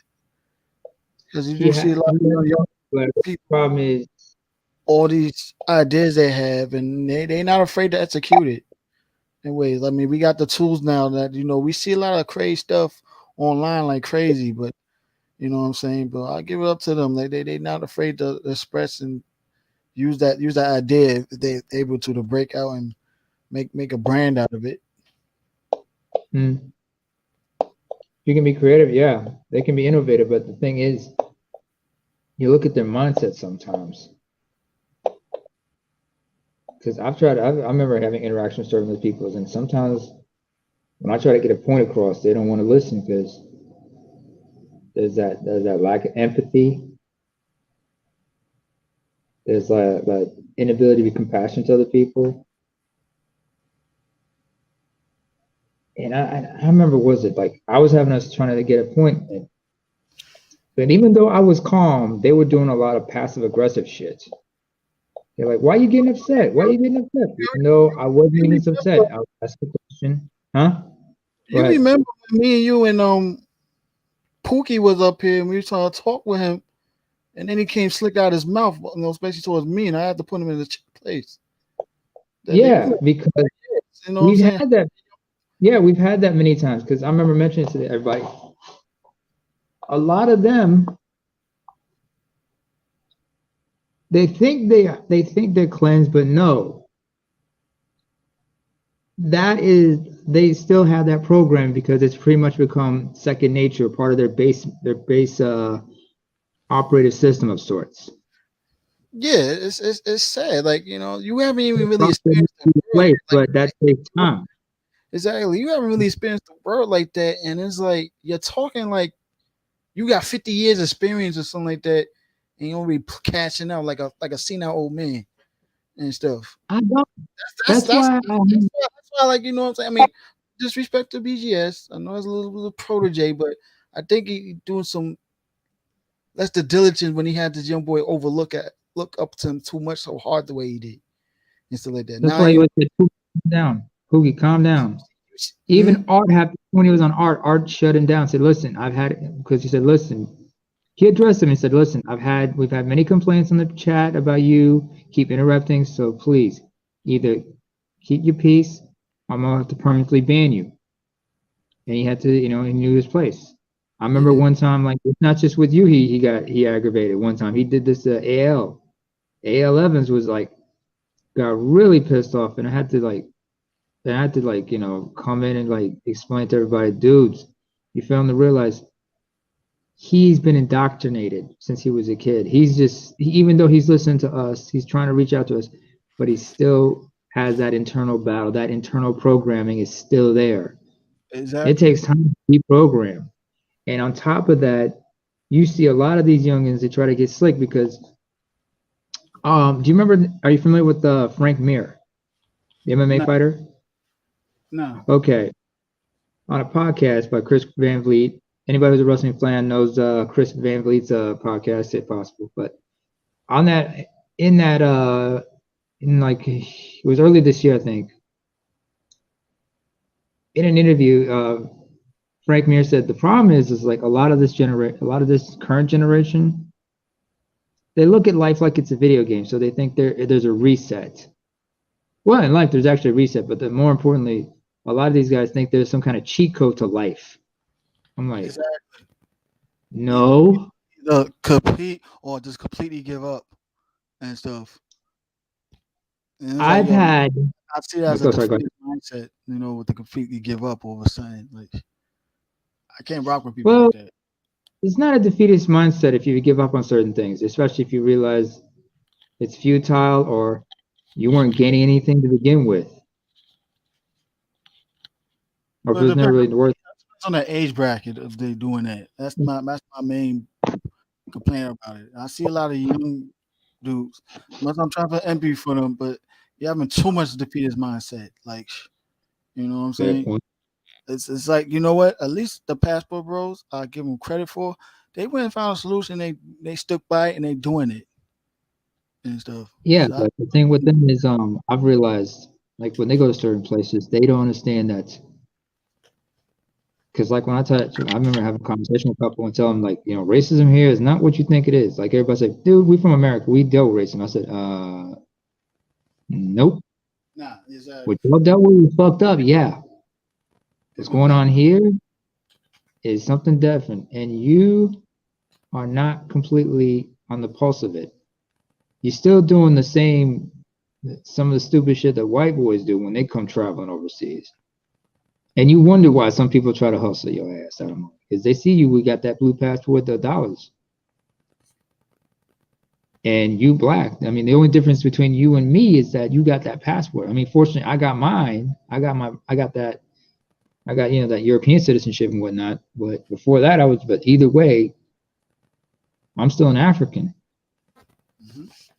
And I'm empathetic to your, and I'm empathetic to your, I can be empathetic to your shit, but when I try to talk to you, it seems like you can't be empathetic to my shit. You're not even willing to entertain that maybe I might have a point, or my perspective may be a little something different. It's best, I guess it's because I'm older or some shit like that, you know what I'm saying? That's why, me personally, I got a soft spot for old men. Because when I sit around them and listen, I ask questions and they like get intrigued by why you want to know so much. I said, well, I like to learn. I've had a lot of older men teach me shit. I mean, most of my teachers in high school were men, thankfully. I'm grateful for that. It's just the circumstances, everything was kind of messed up, but it is what it is. then there was on you realize another thing too, like how they always saying that they always say there's a disconnect between younger generation and the older one. See, It's called there's the generation. You mean a generation gap? not that more like yeah. I guess that's you want to say like that, yeah. But it's more like disconnect. Yeah. We supposed to Yeah. understand. We can't understand. Blah blah blah. See, that Mm-hmm. only works for a bracket from the 20 to the 35-year-old. But after that Mm-hmm. man reach over 35, reaching his 40s, He's not trying to connect with a early 20-year-old. He's not. See, my belief with that, if I'm in my early 30s and everything, yeah, or the relating part, we technically in a way and around the same age because technically, yeah, maybe a 10-year difference, but we're still doing things the same. But once we reach over 35, our mindset is totally different now and everything. It's like now we Yeah. get in our 40s and 50, and then the 20-year-olds is talking about we got to disconnect, we can't relate because now we at a point in our lives, I don't want to relate to you no more. I've been through what you've been through multiple times. I'm trying to teach you something you don't want to listen, and you're still going to do it. So me That's relating to you why. feel like I want to make excuses for you all the time is all right. No, now it's going to be a time age that I'm going to tell you you're fucking up. I'm not trying to be a baby no more.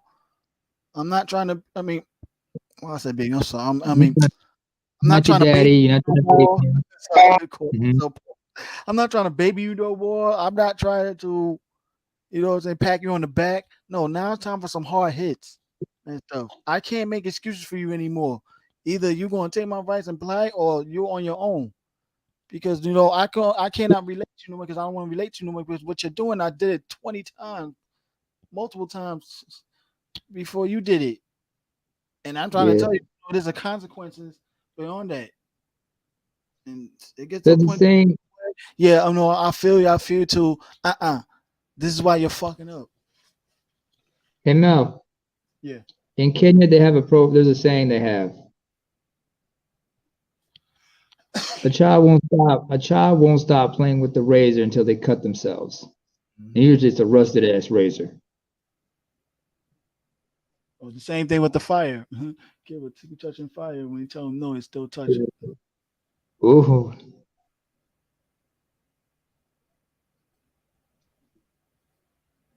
I guess some people gotta learn the hard way. That's why you always have the expression, a hard head makes for a. Please finish it for me.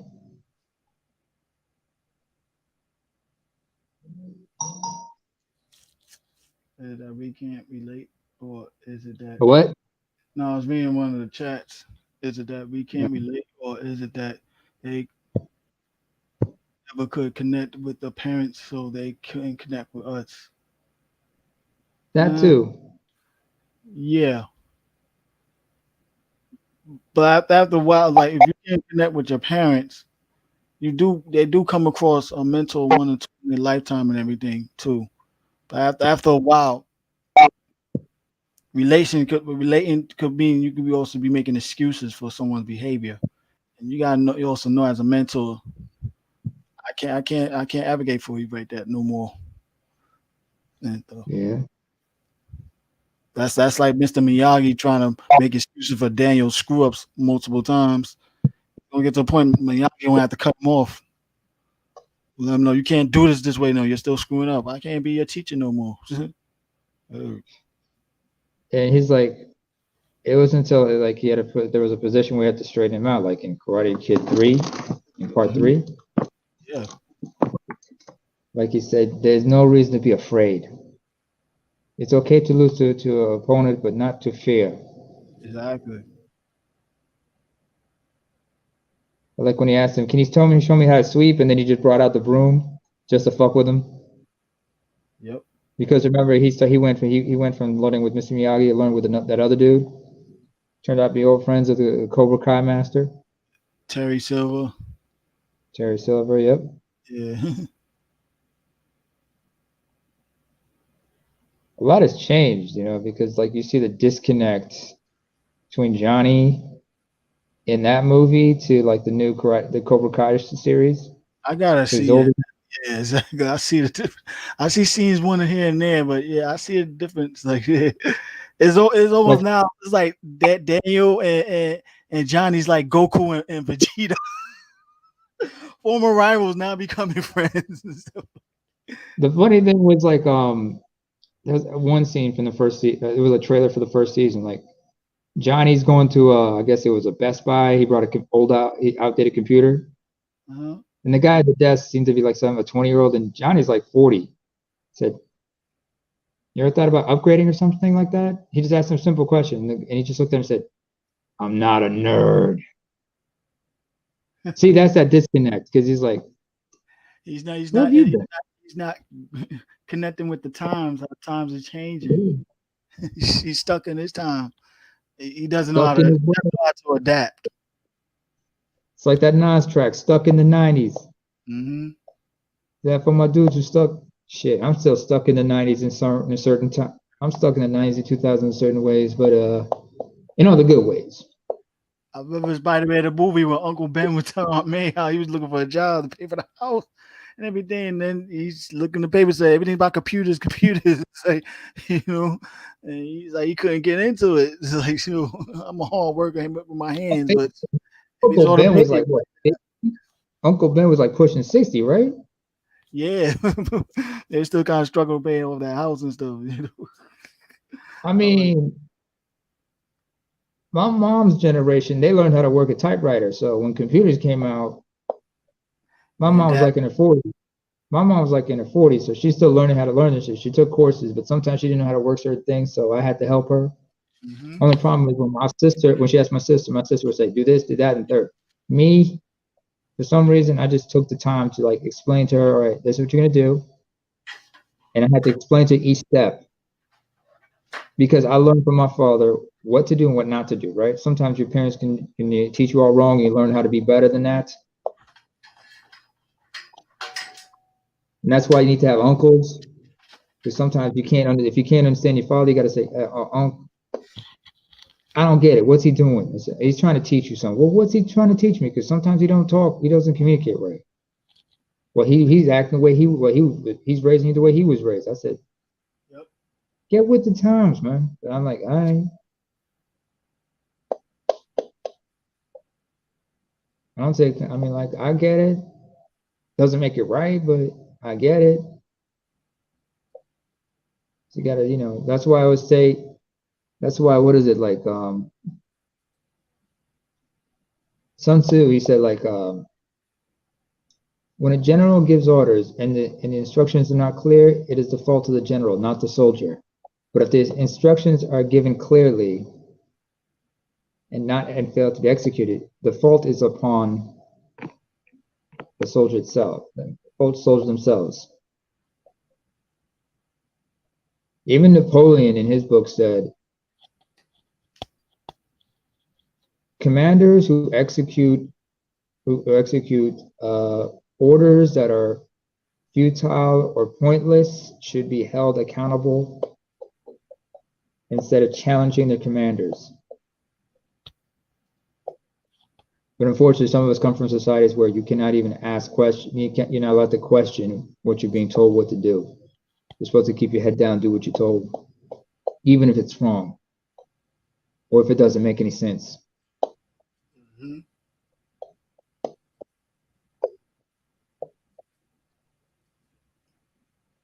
That's that shit.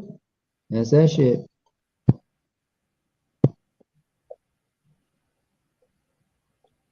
And in 3 hours, only 18 people here. That's right, be more gains, arrested development. Yeah, I'm about to Hey go Mel. for work in the morning. Oh, by the way, Mel, I was meaning to tell you this, about the Maury twins. You know how to differentiate the two of them? Yeah. There's one clear way you can, differentiate one from the other. And Yeah, I know. my OCD, I've learned how to differentiate twins. Tamara has one thing that Tia does not have. Under one, okay. It's a No. mole. Yeah, it's under one eye and on one of her ears. Yeah. And as a matter of fact, if you look at them both, like there is a slight difference between them. Like they probably might be fraternal a little bit, so they're not like fully identical. You mean sororital? With sisters, it's called sororital. Yeah. But they're identical, actually, not sororital. Yeah. The Olsen twins from Full House, they're sororital. Yeah, they 100% alike. Yeah. Tia Tamara, there's a slightly percentage difference. You can tell, yeah. And stuff. Yeah. So yeah. Shit, there were one set of twins I knew. I knew up here. I used to know up here. It was easy to tell them apart just by their skin tone and shit. Because one had a more paler complexion, the other was like Don't live darker. kind of freckles. Now when I said you kind of got a tannish look and you kind of like freckles, and she got mad at me when I said you kind of got freckles. It's like I don't have freckles. I'm like, don't look at me. I got twin cousins in my family. Part was, yeah, but the funny part was but now I got two twins in my family, two pair of twins, one fraternal, one's identical. Yeah, and so yeah, I used to tell them the difference when they was babies, but when I haven't seen them in a while and then see them as grown men now and stuff like that, it's like now it's like the hairstyles, tell the difference and stuff, the hairstyle. But if they had the same exact hairstyle, so like I gotta separate y'all. See which one is which. Oh man, I had too much fun learning how to differentiate twins. I mean, like the twins I mentioned earlier that I used to know here. One, she got so tired of, the one had a paler complexion, was a little bit older by a couple minutes. They're both blonde and blue eyed, but this one, she dyed her hair like brownish black and everything. Oh. And so because of that, I kept messing with them. I kept calling the one who dyed her hair dark Moonlight, while the one that remained blind is Sunshine.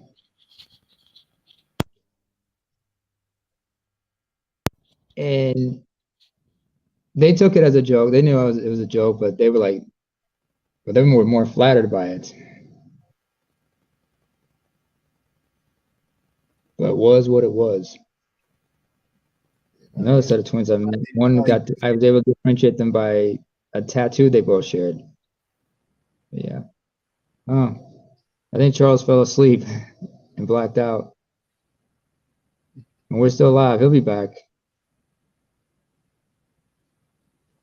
You think he got a candygram? Oh.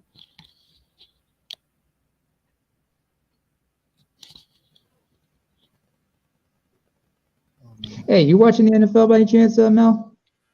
Nah. Yeah. What's your sport? I don't watch no sports right now. It's just, really. All right. I'm about to go myself because I get ready for work. Mm-hmm. Yeah, we better get up out of here. Yeah. Anyway, folks, thank y'all for another show. Everyone in the back, Charles probably be back, or y'all shut this down when we leave. So should we stick around till it gets here? Nah, I'm going. Yeah. All right. Don't forget to like, share, and subscribe, folks. So after that, we just say peace out. And woo! Ooh, yeah.